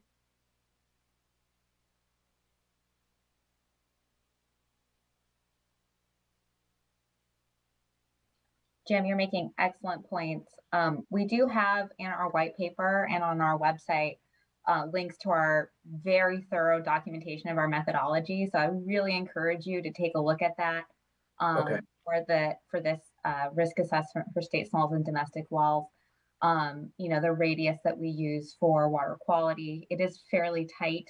But again, take a look at that. We're always looking for feedback on how to improve it. As you can imagine, our challenge in this space is getting enough data. Right. You know, it's not required that domestic well owners sample their wells, and then that data has to make its way to the state. And unfortunately, the only way that the state's going to get that data through SB 200 requirements is that the county has to receive that data. And oftentimes the county doesn't require any water quality sampling, the results don't have to be shared with them. And oftentimes they only have to sample for like one contaminant, like bacteriological, not arsenic, not nitrates. So it's been a huge challenge. There's new programs in place to try to get more sampling, and Andrew's very familiar with these CB salts and irrigated lands. But we're still going to have water quality you know, data that's missing. So we'd love to see more sampling taken. And I think that's something we're all exploring at the state level. I do want to emphasize on the drought side though, you know, the Department of Water Resources developed that assessment. It was a very strong stakeholder feedback in the development of their original assessment. They are now going through the process of revising their work. And they're going to be hosting events and workshops and soliciting feedback. So if you want to get involved, I totally encourage you to reach out. And I know that there's an ongoing effort right now to create a risk assessment, trying to identify, you know, where areas are at high risk for wells to go dry, looking at groundwater level data. That is going to be incorporated into the new iteration of that drought risk assessment, which we will then add to our work, both for public water systems and state smalls and domestic wells. So we're trying to, you know, I think it's going to be, you know, this is going to be baby steps in this area, but we're always looking for feedback on how to make it better and where we can get more data. Absolutely. Thanks. Thanks for that. Horacio and then Sergio. Yeah, I think we have the same problem here with the GSAs. They don't reveal the amount of water that has been extracted, the amount of wells that are within the GSA, who's agriculture, who's domestic, who's stay small. I think we're making a big mistake within the counties and the state not to register every well. I think every well needs to be registered, and every well should be accounted for how much water they're using, because it's too much time that we're wasting on collecting data when we can collect it right away. It should be a part of the county to make an ordinance, every county, that every well needs to be registered and how much water is pulling out. And if the counties don't want to do it, then have the state do it. Just do it, because we're going through lots of contamination and we're going through a severe drought, and we are passing the problems to the future, and the problems are here already. So we need to act. Don't be wasting time. So how do we, I think we should find a way of how are we going to get all this information, because we need it now. Thank you. I'll just comment briefly on that, Horacio. Thank you. You know, so I think the one thing you mentioned was the SGMA process, Sustainable Groundwater Management Act, and what's going on with that. I think we're starting to see some of the decisions coming out from the Department of Water Resources on the groundwater sustainability plans. And I think what you're going to see there is you're going to see some of the plans that have some of they're lacking the information that you mentioned are going to get pretty harsh reviews from the department. So I would just, some of those have been coming out. There'll be more coming out. I would definitely stay tuned for that. But that's something I think there's some likelihood that a couple of those GSAs will have state intervention, which means that the water board will come in and take that on. And so we'll have to see how that goes, but that we should know more in a few months, I think, about some of those. And then the other thing I would mention is that you mentioned is the well standards. And that's something that the Department of Water Resources is in charge of. And they're in fact thinking about revising those. And so definitely talking to the Department of Water Resources about the well standards and what's going to be in them if they're revised would be probably a good place for that. Yeah, I just hope that we find a way of the government agencies find a plan on how are we going to get this information, because there's a lot of, just to give you an example, in our sub basin, the east side where San Gerardo is located, they have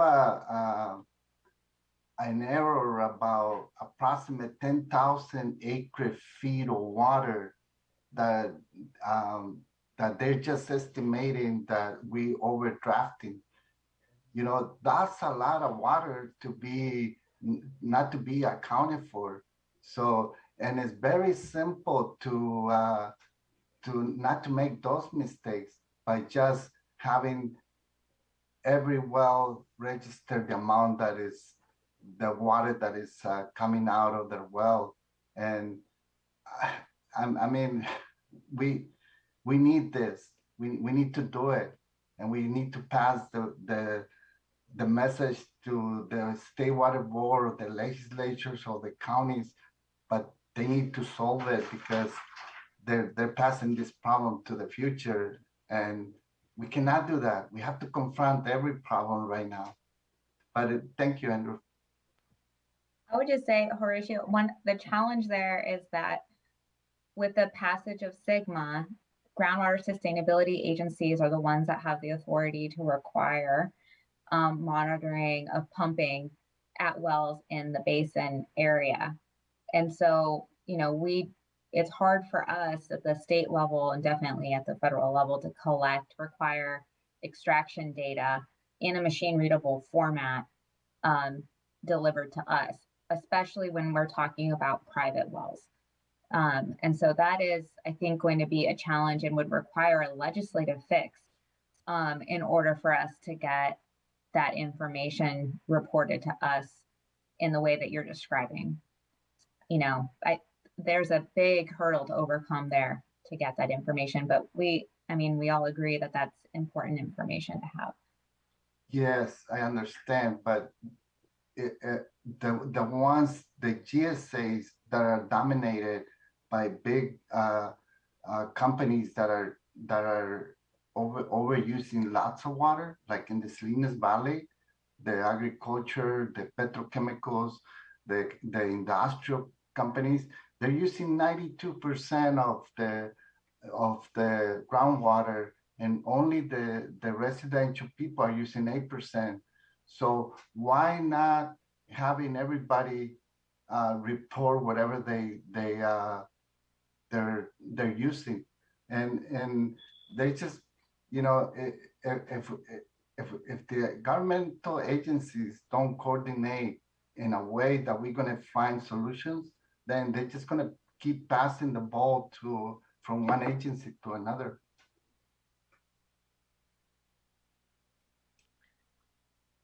Thanks, Horacio. We're going to go to Sergio, and then Sandra will wrap up this question. We do have 3 more questions to get through in 15 minutes. We'll see how far we can get. But Sergio? Thank you. Christine, I wanted to ask you a big favor. Can you please email me, extend an invitation to participate on this assessment? I will be more than happy to do so. Here in the Eastern Coachella Valley, we are leading 2 big drinking water projects. And it's a cluster community with the highest levels of arsenic and fluoride in the Eastern Coachella Valley. So in order to understand the technical data and water sampling, the very first foundation is, actually the foundation is having good relationship with the community. So we are working with each Polanco Park, all the family members, and we have access to that information. We do all the time. So we have a water testing, including the water baseline that is now required for many of them because they are within tribal jurisdiction. So we're working really close with EPA, which is now requiring all these state to provide that kind of information.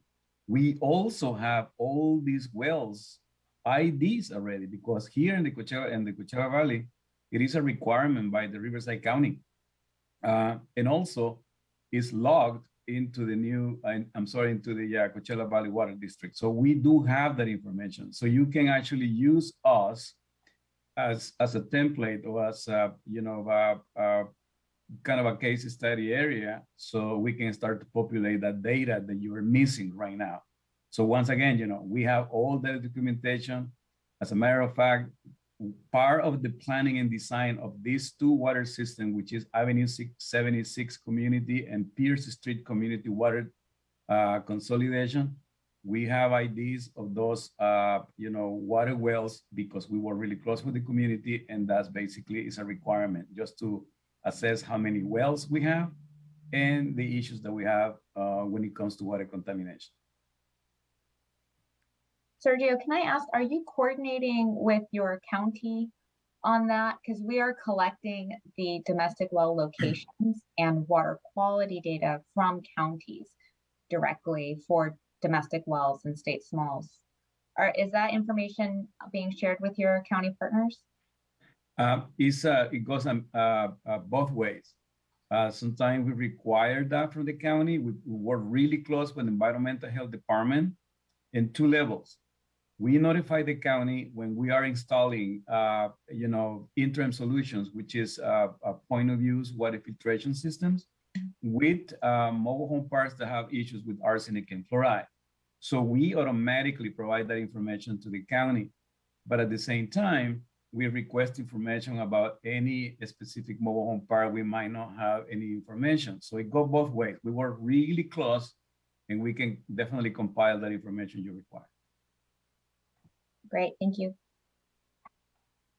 Thanks, you both. And Sandra, last question, our last comment question on this question. I just wanted to kind of state a little bit like my experience as a domestic well owner. I live in Porterville, in the outskirts of Porterville.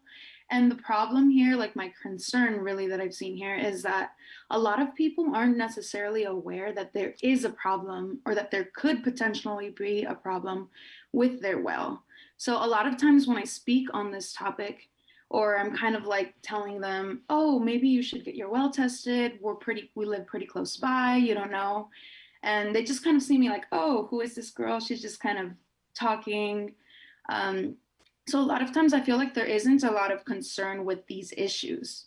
So I feel like there needs to be something done, whether it's the GSA or whoever is that it's in charge, to do more outreach in these communities, because people hear about these issues. I mean, we live in California. We've known that these issues have been happening for a while now, but a lot of people don't see the real concern of it until it is a problem, until they run out of water, or until they have to go to the doctor or something, until something big happens. And I hope that hopefully we could get to this issue before it happens to be something bigger than it needs to be.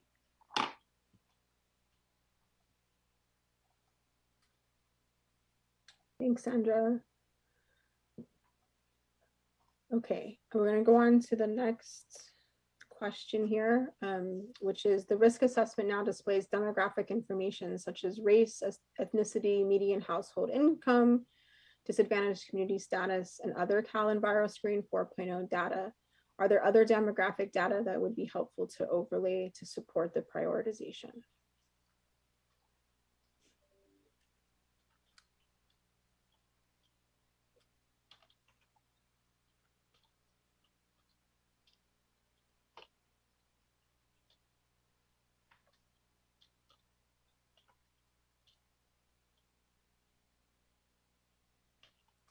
I can just say to maybe stimulate a little conversation. I mean, part of the reason that we asked this question is we were actually having some trouble finding other statewide data that that we could put in this besides some of these basic things in CalEnviro-Screen. So I think that's part of the reason for the question is if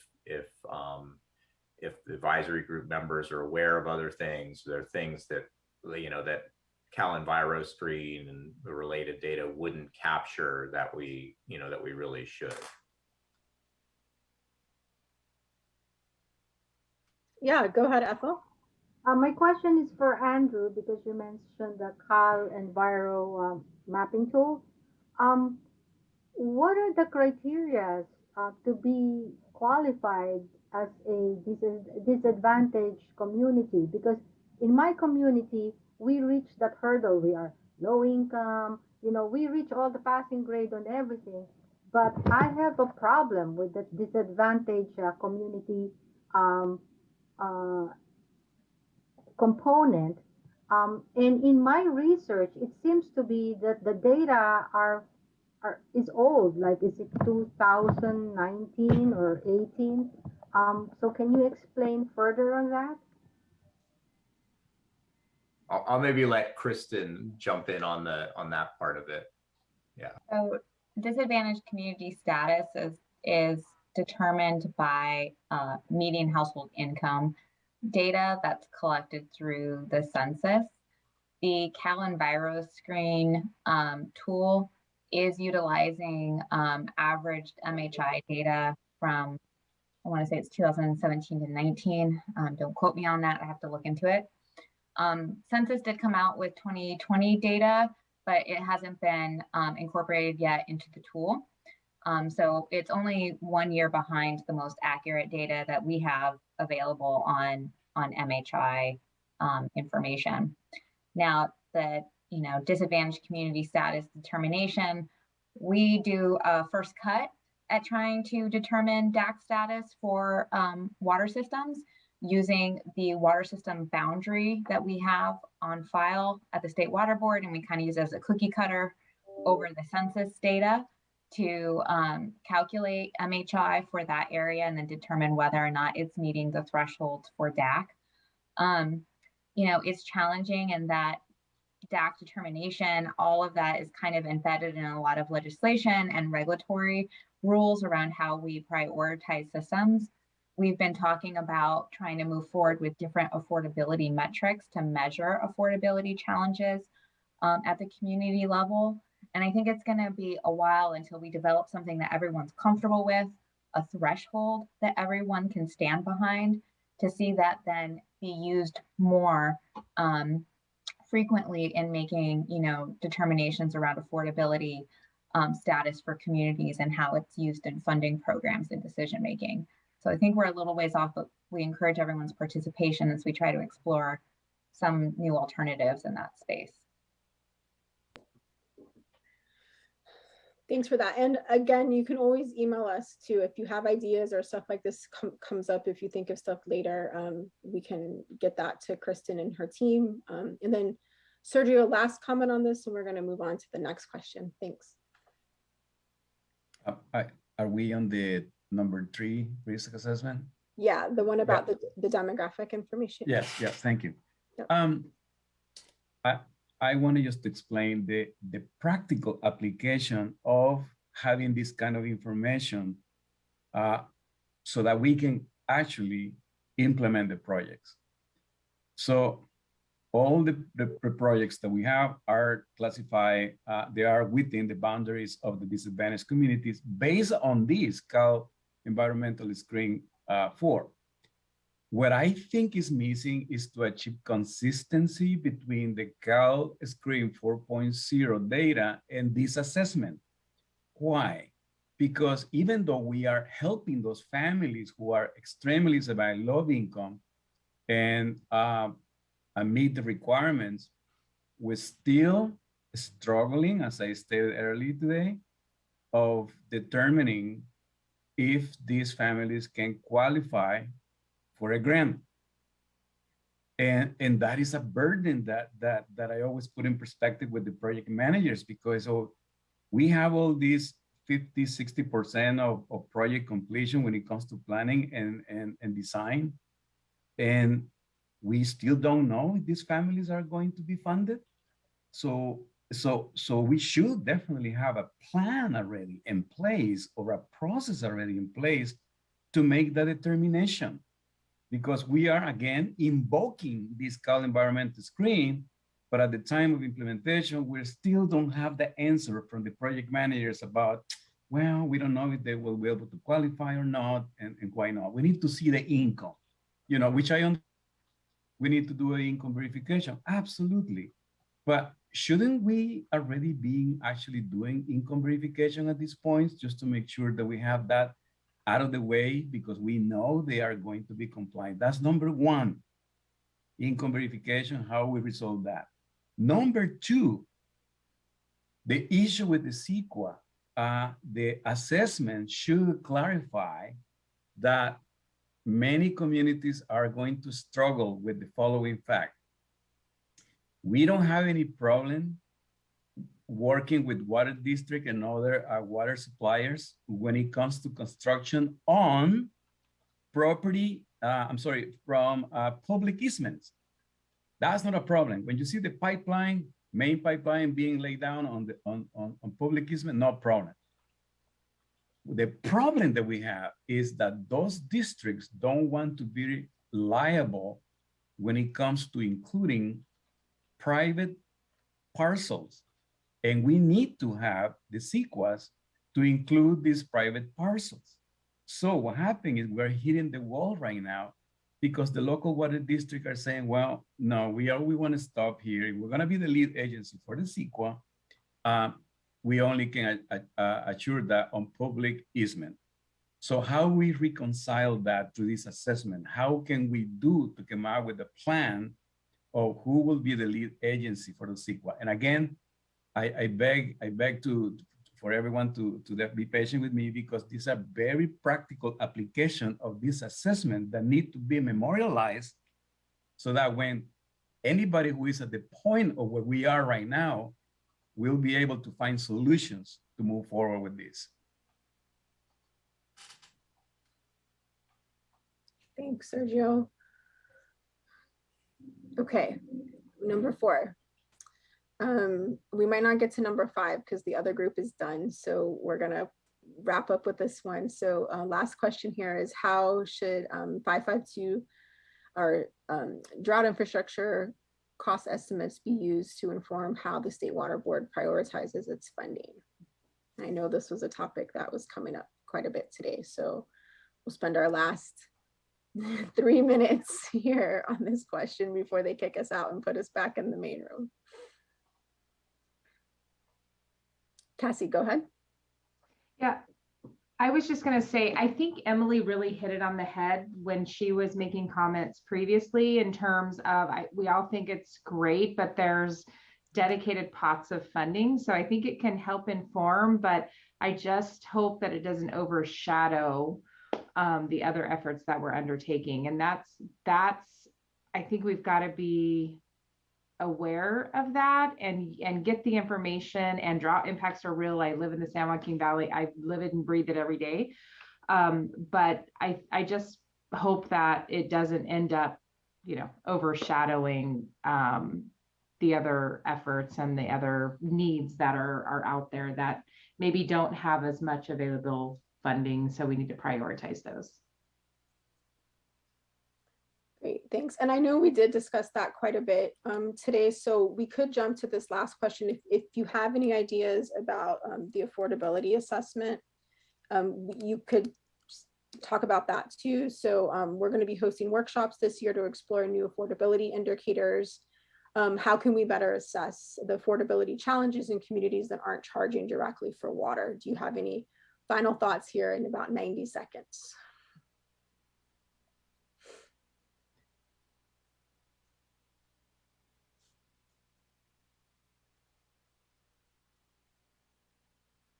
Well, great, look at that. We spent all our time on the questions you wanted to answer then. Are there any questions now before they pull us back in that you wanted to kind of go back to or send any final comments on and share? We will be able to share in the larger group some main themes that came out of our group. Or any questions you had for any water board staff that are on?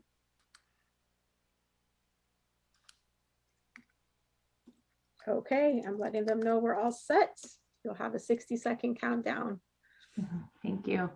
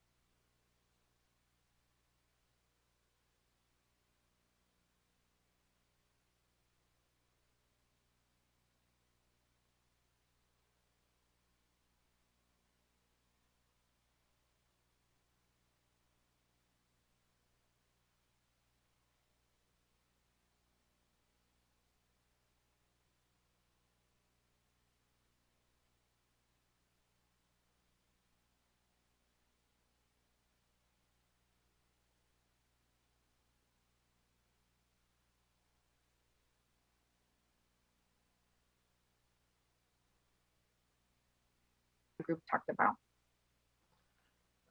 Thank you, Adriana. Our group had a very vigorous discussion on a number of items. Well, of course, we covered the comments on risk indicators, domestic wells and state smalls, as well as the affordability assessment.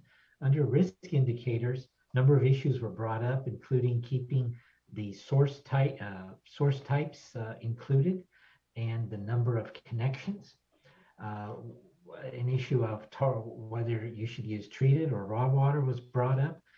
The expenses of interties, affordability, that not necessarily a lower water bill may not give the revenues needed for a company to sustain itself and meet all applicable standards. There was some issue that was brought up whether in the drought assessment, whether fire risk is considered, and it was. Under domestic wells and state smalls, there was some discussion about risks of failing on multiple fronts, especially given the new the drought that we're all under. And just a side commentary, I think the governor can declare a drought, and he has not yet done so, as far as I know. There are some issues about dollars coming to the community, concern expressed about wells drying up. Whether what the definition of disadvantaged communities are and severely disadvantaged communities. And we talked about the 60% of the median household income, SAFER program. What other funding sources are available besides SAFER? So there are a number of other funding sources available here. We talked about the Cal Warn program membership. That's a statewide program that does not cost anything to join, but you can participate in that. And lastly, under affordability assessment, there was some concern about whether dollars could be made available to for private costs for individuals, and small disadvantaged communities and households were both eligible. So there was a lot of concern in a lot of different areas expressed during a very short time, and I hope I captured everyone's comments as was reflected in our meeting. Thank you. Awesome. Thank you so much, Rami. All right, we're moving over to our second group. Can we have a volunteer from our second group share what your group discussed? Yes, I'm going to go ahead and report out. Our group were overachievers, so we got right into the questions without establishing a note taker. So if anyone that participated in that discussion would like to add anything, please feel free to. I didn't take real good notes.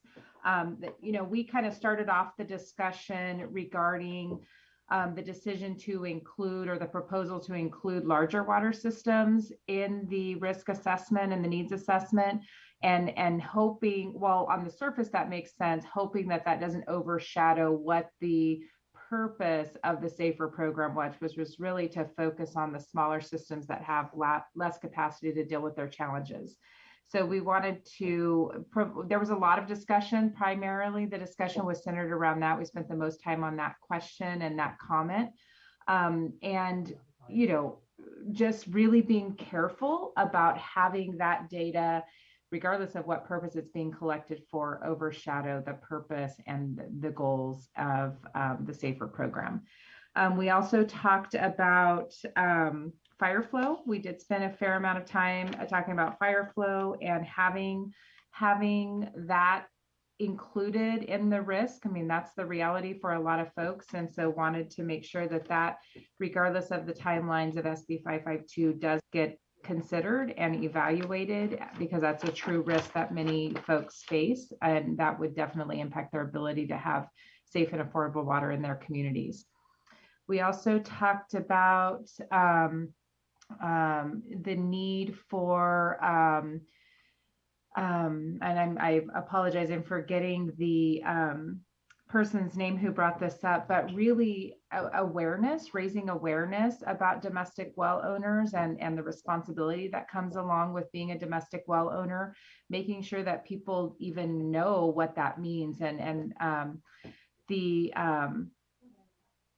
having resources available and having people take an active role in these types of exercises and these things that are aimed at addressing domestic well owner needs. So that was a really good comment, and I apologize for forgetting who brought that up. And then, of course, the coordination piece was talked about. Horacio brought up the coordination piece, and how do we make sure that all of these regulatory programs are working towards a common goal, and we're implementing requirements sooner than later to address the needs that we know are there. And Horacio specifically brought up extraction limitations and meters, and having the state take a stronger role in that requirement so that we can essentially stop the bleeding. We know there's an issue, and we know there's a lot of pumping happening. So maybe there's an opportunity for the state to engage. And I understand local control. Trust me, I understand local control, but maybe there's a need for a different take on how to address that. And thank you. It was Sandra who brought up the issue with educating domestic well owners. So if there's anything else I missed, please feel free to add. That's a brief discussion without any notes, just going off my memory. That was a great overview, Cassie. Thank you. Mm-hmm. Is there anyone from either of the two groups that wants to flag anything or share anything that was discussed that hasn't yet been addressed?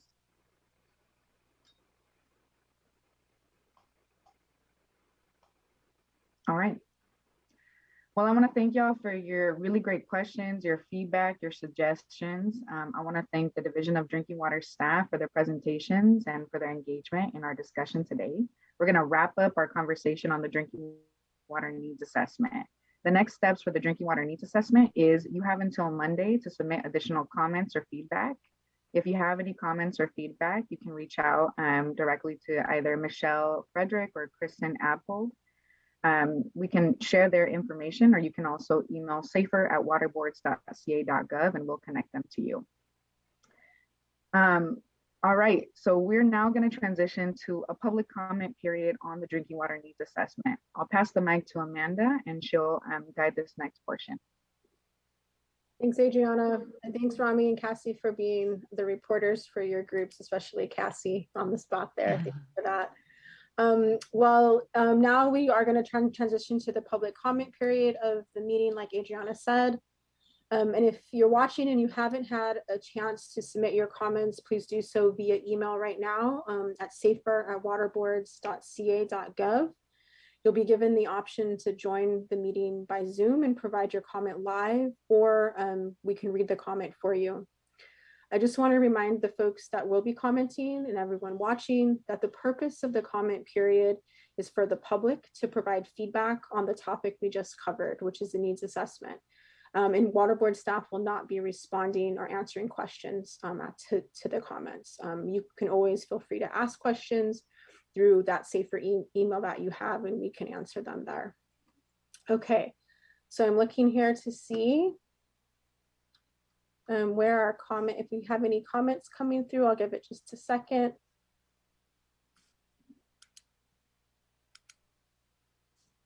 Okay, it doesn't look like we have any comments in our email account that came through. Just checking with tech to see if anybody's coming through on the line.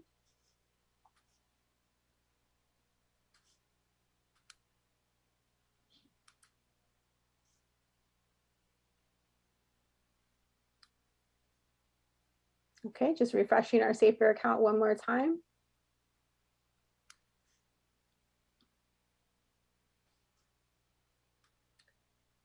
And I'll wait about 30 seconds or so just to see if there's anybody watching that is submitting a request for a comment right now. Sometimes there's a delay on our end while that's happening. Again, just want to thank everyone who's watching, and for the folks who are participating today. Your feedback has really been valuable. It's always great to listen and learn to our advisory group members. And we always leave these meetings really inspired by the synergy between the water board staff and the advisory group members. And we really do take it back to heart and integrate it into our work. So just want to give everybody a shout out there. Okay, folks, well, it doesn't look like we have any public comments coming through on this section. So we're gonna skip through that and go on to our outreach and engagement strategy discussion with Adriana. Again, if folks are watching and you do have questions or anything, please email us safer@waterboards.ca.gov and we'll get back to you within 48 hours. So thanks for that. Adriana, you're up with the outreach and engagement strategy piece. Awesome. Thank you, Amanda. All right. So we're on to our discussion session number 2 in your meeting packet.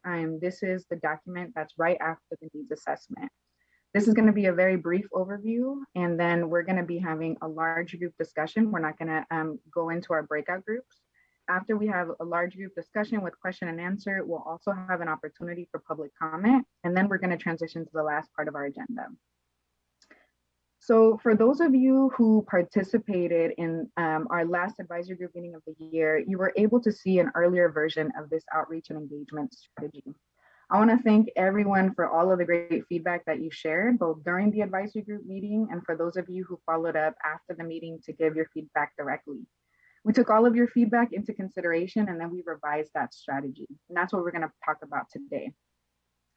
Before we talk about where we are going with the strategy, we want to begin with why we're proposing an outreach and engagement strategy in the first place.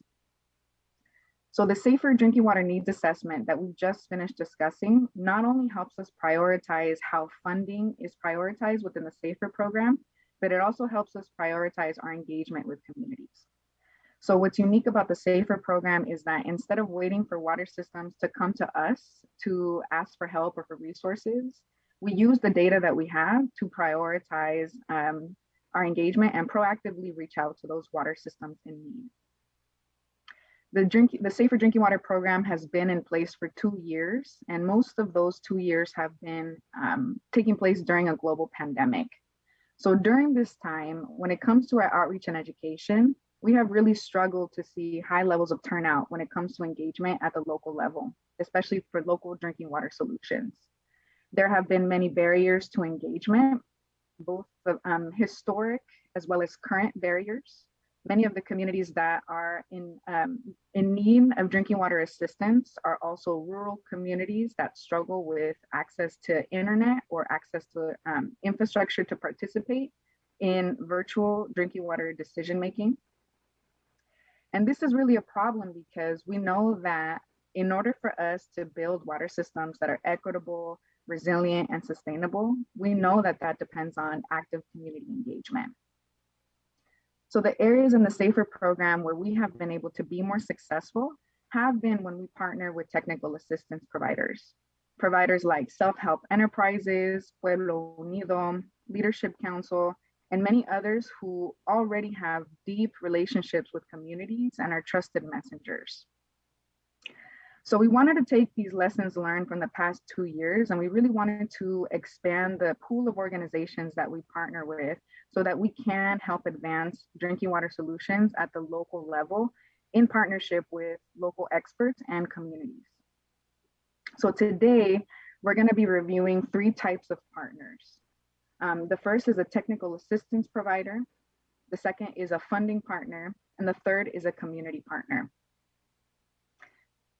So before we jump in to talk about what those 3 partners are and their role, we just want to clarify our goals, right? So we hope that by partnering with these local experts, we will be able to, number one, increase community engagement in local drinking water projects, reduce barriers to fund local groups for outreach and engagement, because we know it takes a lot of capacity and time to do effective outreach and engagement. We hope that when more community are engaged in decisions that are affecting them, we can help keep drinking water projects on track and expedite the timelines for those projects. When community is engaged early on, we can identify potential risks, issues, or delays as earlier on in the process. And ultimately, we know that if we want to build local capacity and a path towards equitable and resilient water governance, we know that we need to start with community engagement.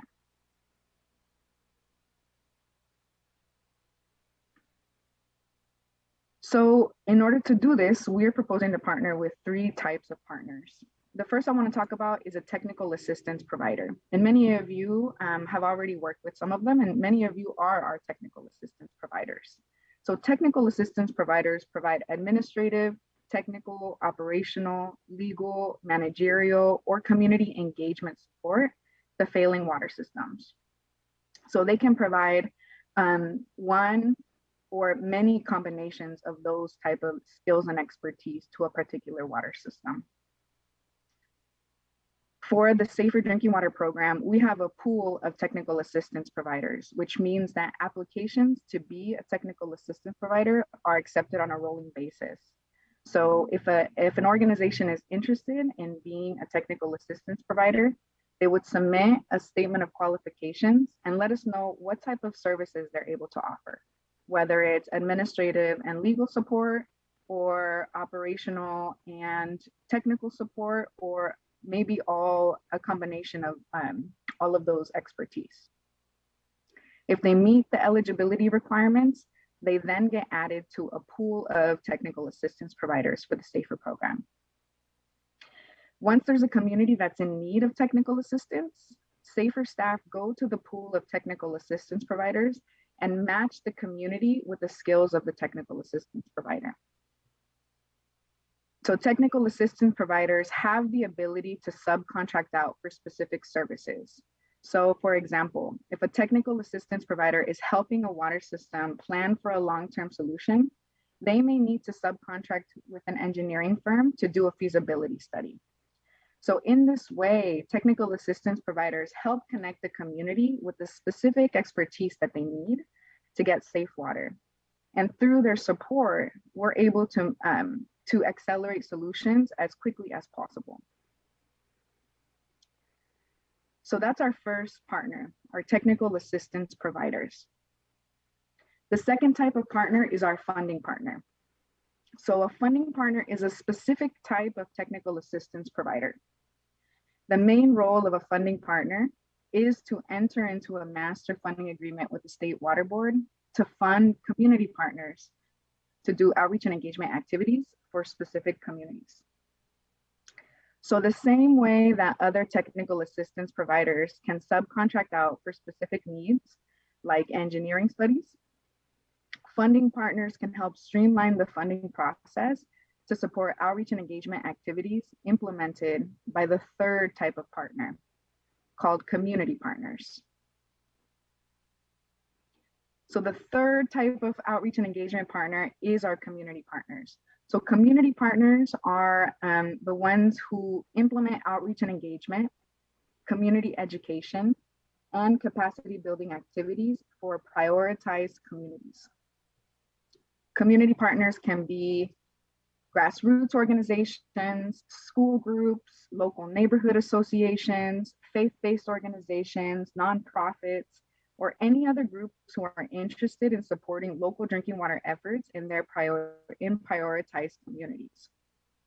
Community partners are selected by the Office of Public Participation, and they're assigned to priority communities. They can be assigned to one community, or they can be assigned to multiple communities. Community partners receive funding directly from the funding partner. One thing I want to clarify here is that community partners do not have to be experts on water. We know that there are many groups who are really interested in getting engaged with local drinking water, but they may need a little bit of training or guidance to know how they can support.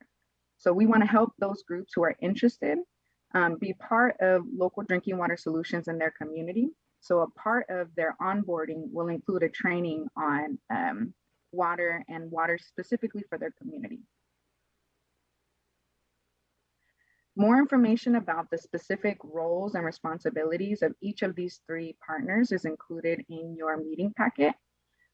There is a minimum qualifications list and a roles and responsibility list in your meeting packet if you want to learn more about these three specific types of partners. So like I mentioned, for this outreach and engagement strategy, we are prioritizing a number of communities to receive this enhanced level of community engagement. So I want to talk about what we are planning to do to prioritize those communities. I want to begin by saying that the strategy that we're talking about here today will be implemented in addition to all of the existing work that's currently taking place. So all of the communities that are currently taking a step towards safe drinking water are going to continue. And all of the existing technical assistance providers that are currently supporting communities or implementing programs, all of that is going to continue. So what we're discussing here is, are there communities that could benefit from an enhanced level of community engagement?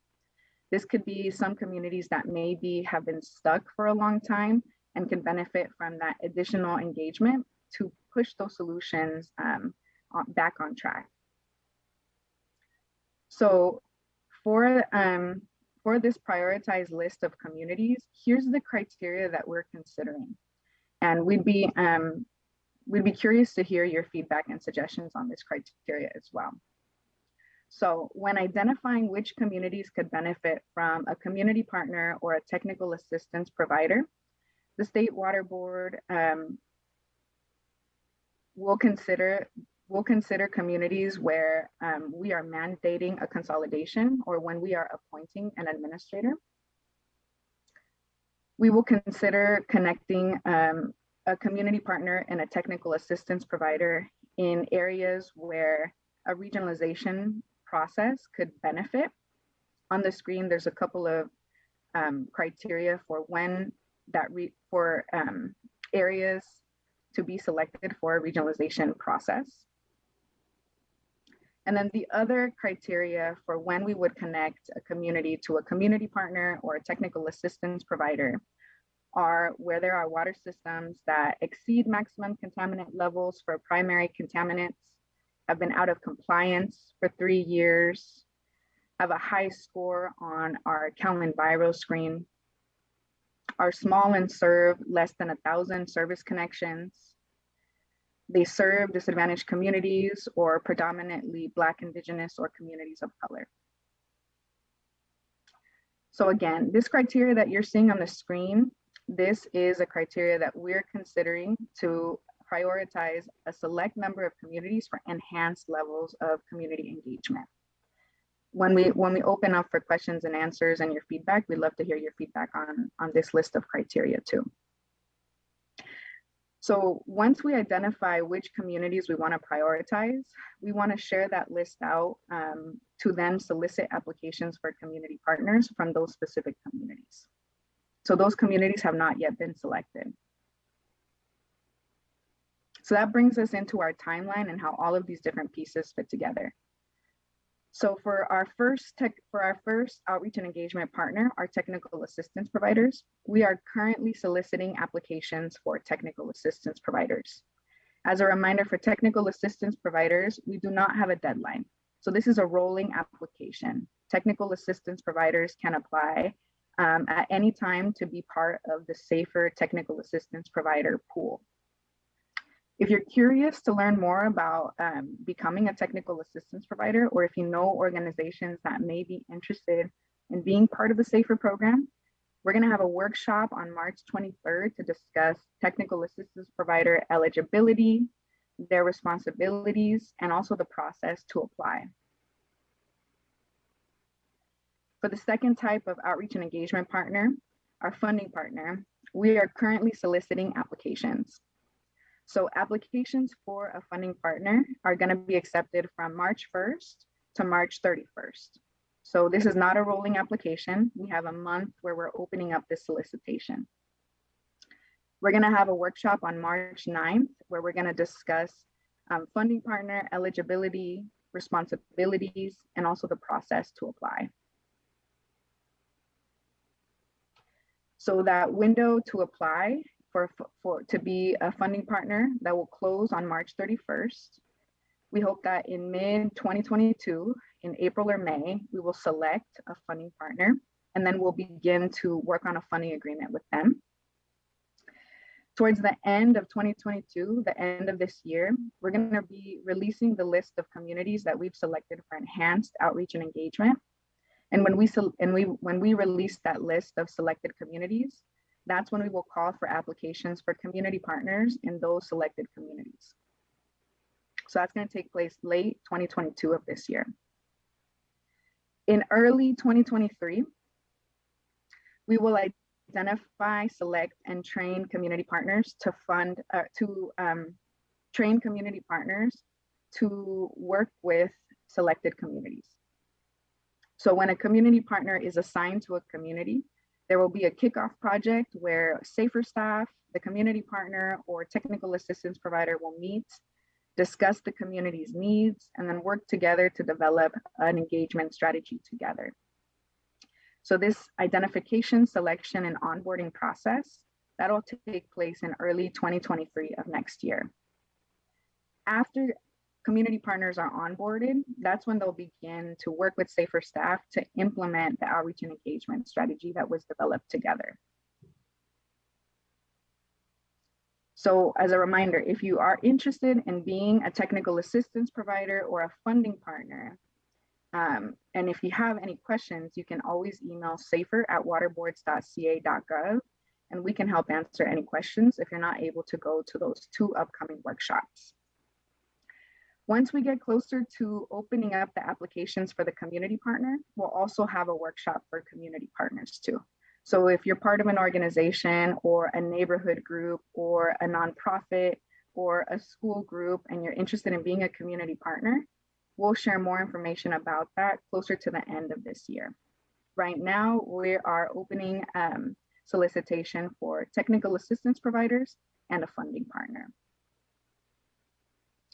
So this wraps up a brief overview of the outreach and engagement strategy. But before we transition to comments and questions, we want to share a little bit more about the specific outreach and engagement strategy that we're implementing when working with tribal water systems. And Amanda's going to be talking about that. Thanks, Adriana. And just brief here that I just want to share with folks that California Native American tribes are sovereign governments, and they require a tribe-by-tribe approach for outreach and communication. And in order for us to determine a tribe's drinking water needs and to achieve both short and long-term drinking water solutions, we're going to implement the SAFER Tribal Outreach Plan. And the plan uses 3 approaches and 5 steps to identify drinking water needs and solutions in order to prioritize and complete those projects. The plan can be found on pages 14 and 15 of your meeting packets. You can review the details on your own. I won't go over all of them, but just wanted to summarize here that we basically developed a system for working with other agencies like Indian Health Services and the federal EPA, so that we can, and with tribes, to share information about drinking water needs of each individual tribe. And we're creating lists that are prioritizing a proactive outreach approach. So we're bringing all of this different data from the tribes and from these different agencies together, and it's allowing us to find out who we should be prioritizing to outreach to. And then once we do outreach to a tribe or a tribe contacts us, we coordinate the implementation of solutions. And updates on the progress of this plan and our outreach methods and who we're talking to and the progress that we're making with the projects will be included in SAFER quarterly reports. And that's all that I have there. Adriana, if you have anything else. Thank you, Amanda. Thank you for sharing that. So I think I just want to reiterate the reason why we have a separate approach for tribal water systems is because tribes are sovereign nations. So I just want to highlight that. And if you all have any questions about either approaches, we're happy to answer them here. So we have about 10-15 minutes. We're not going to go into breakout groups, but this is an opportunity for you all to share reflections, reactions, or questions. You can raise your hand using the raise hand feature. So you can go down to the bottom of the screen, participants, hover over your name, and then select more and raise hand. For those of you who are listening in on the webcast, we also have an opportunity for public comment on this item after the advisory group. So this is your opportunity to email us to join the Zoom. Michael, go for it. Just a quick question, I may have missed it. How much funding is available for community partners?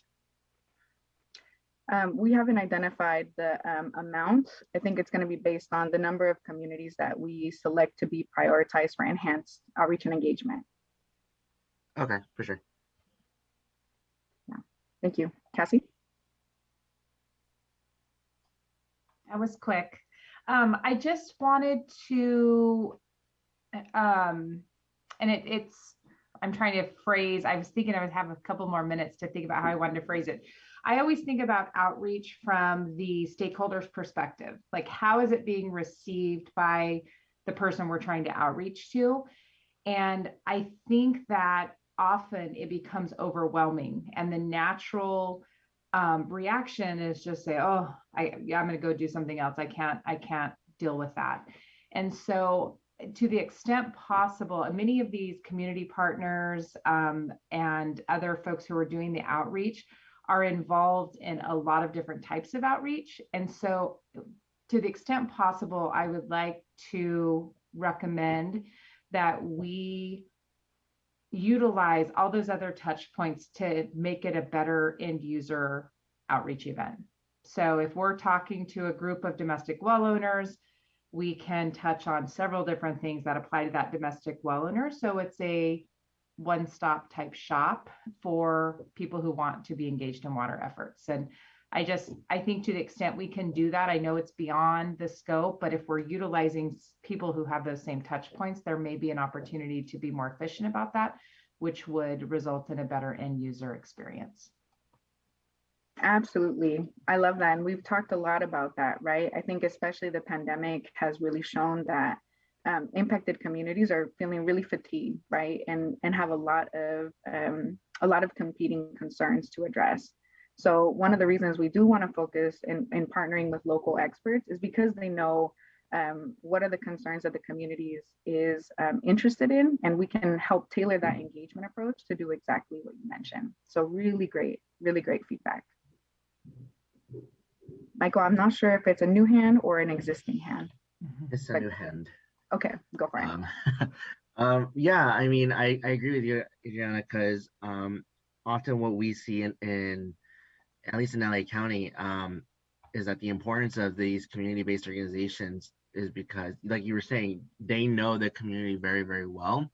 And often they can also, in the cases of undocumented water customers, they tend to have a fear of getting involved or standing up or bringing up concerns, where often the work that they do, or by collaborating with their community-based organizations, the community-based organizations can, bring up their concerns. And so it's important for CBOs to be part of this, because they have more reliable intel and have a much farther reach. So I do, I'm just supporting with what Adriana said. Definitely don't want to exclude. Or I would want to include the EJ organizations, obviously water advocates and natural resources advocates, because this is, water. But I would also include housing rights and immigration rights organizations as well, to make sure that, that the implementation of the SAFER program is adequately covering all of our corners, and all the communities that are impacted and served ultimately. So yeah. Yes, really great feedback and recommendations, especially about the fact that government agencies haven't been a trusted body for many communities, and still continue to bring a lot of fear and distrust. And I also love your recommendation of working with housing groups and other groups that are at the intersection of drinking water access too. Horacio? Yes, I just wonder if this thing is going to work with community partners that have hundreds of water systems that are out of compliance. How are they going to reach out to all those water systems, while the county, the one that regulates this water systems, they know one by one, they know what is happening in the area, they know what are the plans for housing and the amount of water that is available, the amount of area that is contaminated. I wonder why the county is not going to be counting as a part of the solution. Mm-hmm. Yeah, that's a great question. And actually, I'm going to see if, well, I think we should answer that now. I'm wondering if Megan can come on and talk about our new program that we recently launched to support domestic well owners and state small water systems by partnering with counties, because I think that's going to address some of your questions, Horacio. If Megan or Jasmine are on to talk about that new solicitation. Sure, I can give a quick update on that. So essentially the idea is to set up what we're calling county-wide or regional programs that are focused on addressing state smalls and domestic wells primarily. And we recently opened a new solicitation, and it would allow counties or partners like nonprofits that are working on behalf of counties or a group of counties to submit a proposal to address both drought issues and water quality issues for those domestic well or state smalls. And so it can include things like bottled water, hauled water, water quality testing, point of use treatment. And so we just recently opened that solicitation. We had a workshop on it yesterday, and then we have a second workshop tomorrow morning to share more information out to primarily targeting counties, but also anyone who might want to partner with counties, and to give them more information about how that process is going to work. Awesome, thank you, Megan. I just want to say something else. I think it's a good idea about counties doing that, but I think they can do more than that, because most of the contamination is happening locally. It's not happening at the state. The people that are work here locally, they know the problems. They know all the communities, and I think the county and needs to be involved more than just providing water, because there's a lot of people that are still getting sick little by little, and this is a health issue. And if we don't get the county involved and resolving this water issues and just pass it to community partners, then I think we're not gonna advance too much, because community partners, they're not gonna be able to handle hundreds of water systems that are out of compliance. Absolutely, Horacio. And I want to clarify that the community partner is not intended to take on responsibility for the entire community, right? They are here to partner with a larger team to really make sure that the community is involved and engaged in the decision-making process. Part of the first step of bringing this team together will include a kickoff meeting. And at that kickoff meeting, the different partners are going to talk about what is actually taking place in the community, right? What are the water quality risks, the water supply, governance issues, technical, managerial, financial. And then after understanding what's taking place in that community, one of the first steps is to develop an engagement strategy. And during that development of that engagement strategy, we have to ask the question, what other stakeholders need to be part of this process, right? And so counties are one really important stakeholder. I think Ethel put a question in the chat, IRWM groups, so integrated regional water management groups, they're a really important process. Groundwater Sustainability Agency, there's a number of different stakeholders that are going to be need to be part of that process. And our community partners and technical assistance providers will work with Safer staff to help bring other people in, but they won't be the only stakeholders, right? So I just want to clarify that in order for us to get to resilient water governance, a lot of people need to be part of that discussion. Great. All right. I'm going to go to Jennifer Hazard, and then we have, I think Jennifer Hazard, and then we have to Isabel, and then we have to wrap up our discussion. Jennifer, you are on mute. Of course I am. So I have one question on how you see community partners working with TA providers. Do you anticipate assigning a community partner to work with TA providers, or do TA providers also fill that role because they also provide community engagement support? Great question. It will depend. It will depend on the needs of the community, and it will depend on the expertise of that technical assistance provider too. Because some technical assistance providers bring in the history of community engagement and have those deep relationships with communities, but maybe a technical assistance provider doesn't bring that expertise, and maybe their expertise is on the legal or the operational, right? So depending on the need of the community is how we pair up the different partners. Thank you very much.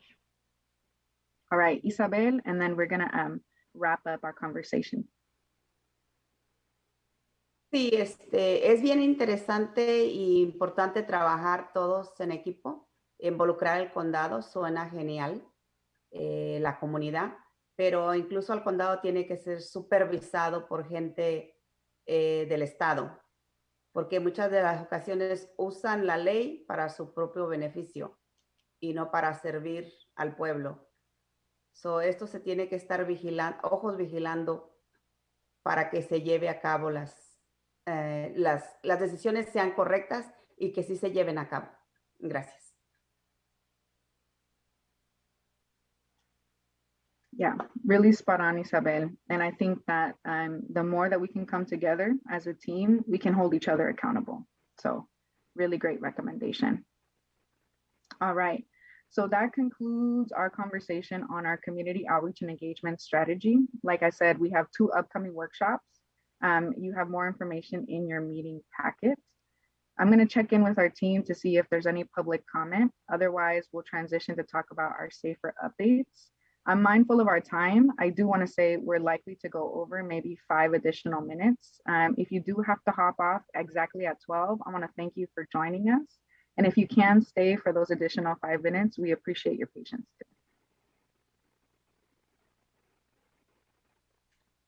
today. Thanks, Adriana, and thanks everyone. We don't have any public comments for this section, so we might wrap up actually in 6 minutes. I'm going to try to be really brief with these SAFER program updates because you do have them in your packets. And so if you go to page 16 of your meeting packets, you'll see all of the SAFER program updates there in detail. But for right now, I'm just going to summarize some of the high level points of these updates. And you can see on your screen here. Here are some numbers that we have for our updates around our goals and where we're currently at between July 1st and January 31st. So one of our goals here was for interim safe drinking water. This includes bottled water, point of use, and repairs. And we had 936 communities and about 26,000 people. So it's a really great number to see there. Project planning assistance, including new planning agreements, we had 83 affecting about 420,000 folks. Long-term solutions, which includes completed construction or consolidation as part of that solution, 37 affecting about 56,000 folks. Return to compliance. Water system is serving safe water now that wasn't serving it before. We have about 25 here, serving about 92,000 people. So it's nice when we get to share reports like this and really see our numbers. There are moments of celebration, but it also pushes us to do more and to do better with our program. A few other updates that we have, I'm just going to verbally kind of go through before we get to the table of events for the next couple months are that we had a point of use, point of entry pilot project updates, drinking water and wastewater infrastructure funding and water debt relief. So for our point of use and point of entry pilot projects, we had some goals which were to understand the benefits and limitations of POU and POE devices and to identify needs and knowledge gaps related to implementing them. So our update is that water board staff was able to meet with point of use and point of entry technical experts and users from November of last year until currently, till February of this year, to really learn from them and their experiences that will help inform the project. And then we do plan to release a summary document from those meetings in the summer of this year. So watch out for that. And we'll send that out through the SAFER Lyris, and it'll be on the SAFER website as well. And it'll also be discussed at a future advisory group meeting. And then for our drinking water and wastewater infrastructure funding, really here on March 15th of this year, what's important to note is that the water board will vote on proposed changes to the 2021-2022 intended use plans for the drinking water and clean water state revolving funds. If the vote goes through and it's approved, the changes will create more project funding opportunities to streamline the funding process. And it would be able to apply to several funding sources, including the drinking water and wastewater infrastructure funding for the 21-22 state budget. And then last kind of high point here is around arrearages or water debt relief. The State Water Board is administering the California Water and Wastewater Arrearage Payment Program.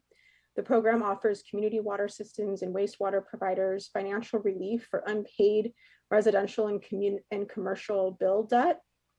And we received $985 million for the program in the summer of last year.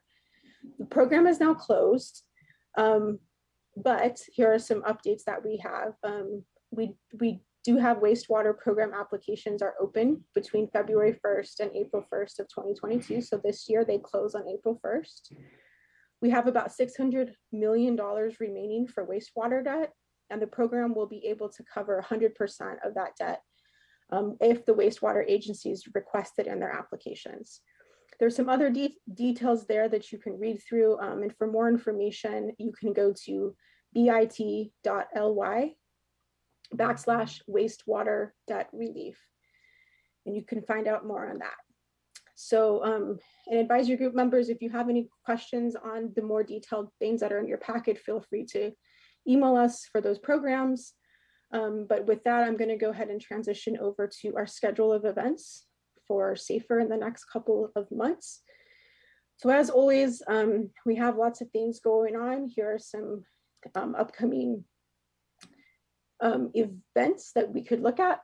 So on March 9th, well, we have on March 4th, there will be a webinar for countywide and regional funding program solicitation. March 9th, there's a workshop for prospective funding partners. And then March 23rd, there's another workshop for technical assistance providers. March 31st, solicitation will close for funding partners and on requests for qualifications. And then what's really important to you folks is that in May, we are expected to have our second advisory group meeting. And as always, please look at our SAFER website and our calendar, because as new events come up or dates, we will be putting those on there in real time. Okay, that was a lot of updates. And again, if you have any questions about anything that we just said, please email us at safer@waterboards.ca.gov. We're going to try to wrap up here because we're almost at the time. We're 1 minute over, but before we go, we just like to quickly in 5 seconds know what you thought about this meeting today. So there's going to be a quiz that's going to pop up on your screen, and it's an evaluation, and you can choose as many as you like. So which of the following statements do you agree with? I understand the topics we discussed today. I felt comfortable participating in this meeting. This meeting was a good use of my time. This meeting shared useful information, or none of these. And you can choose any of those options. And are folks seeing that on their screens? Okay, cool. Just give a few seconds here. Jonathan Rash says no. It looks like some people are able to see the quiz and some folks aren't. So I'm not sure what's happening here.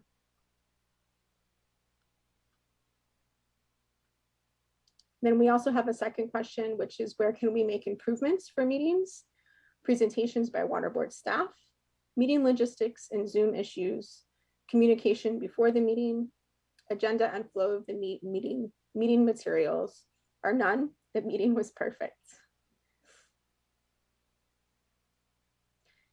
And then while folks are still answering that, we're going to close that in about 30 seconds. To answer Jennifer's question, we have not set a date for the May meeting yet. As soon as we do, we will let advisory group members know. And then a public note will still go out and it'll be on our website. Okay, we're going to count down to 10 and see how we're doing here. Looks like we've got, most people were understanding the topics. They felt comfortable. Okay. It looks like we can improve some areas for meeting materials, agenda flow, and presentations a little bit. So we're going to go ahead and work on that. But otherwise, I'm going to go ahead and close this right now. And then you can see the results on your screen if you want to take a peek. So, and always you can give us feedback through the email account at safer@waterboards.ca.gov. So again, thank you all for your time and dedication today and for staying over that 5 minutes. Adriana was right. And thank you to our public commenters. We did receive one comment in the email that we didn't get a chance to read because it was received just a few minutes ago, but we are going to forward that public comment to the correct folks in our SAFER team. So, and also thank you to our SAFER team and board members for organizing this meeting today. We really appreciate the collaboration. So now it's time for us to end, and we're going to end with our SAFER chant. And new members have not participated in this yet, but folks that have been here know it well. So let's make this one the best one yet. So everyone, if you can share your video and you can unmute yourself, which is most important. So we don't care if there's sound or dogs or babies, everybody unmute. And at the same time, I'll ask you to repeat after me once in English, and then we're going to do it in Spanish with Adriana. So ready? Water should be safe. Water should be safe. Agua debería ser segura. And then water will be safe. Water will be safe. El agua será segura. And Adriana en español. El agua debería ser segura.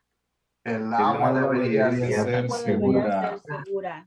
El agua será segura. El agua será segura. All right, folks. Well, thanks. We can feel it through this virtual meeting. Thank you all for being here today, and thanks, folks that are watching through our webcast. And with that, we're going to go ahead and adjourn. So thank you all, and see you soon. Thank you. Thank you. Bye. Thank you. Thank you.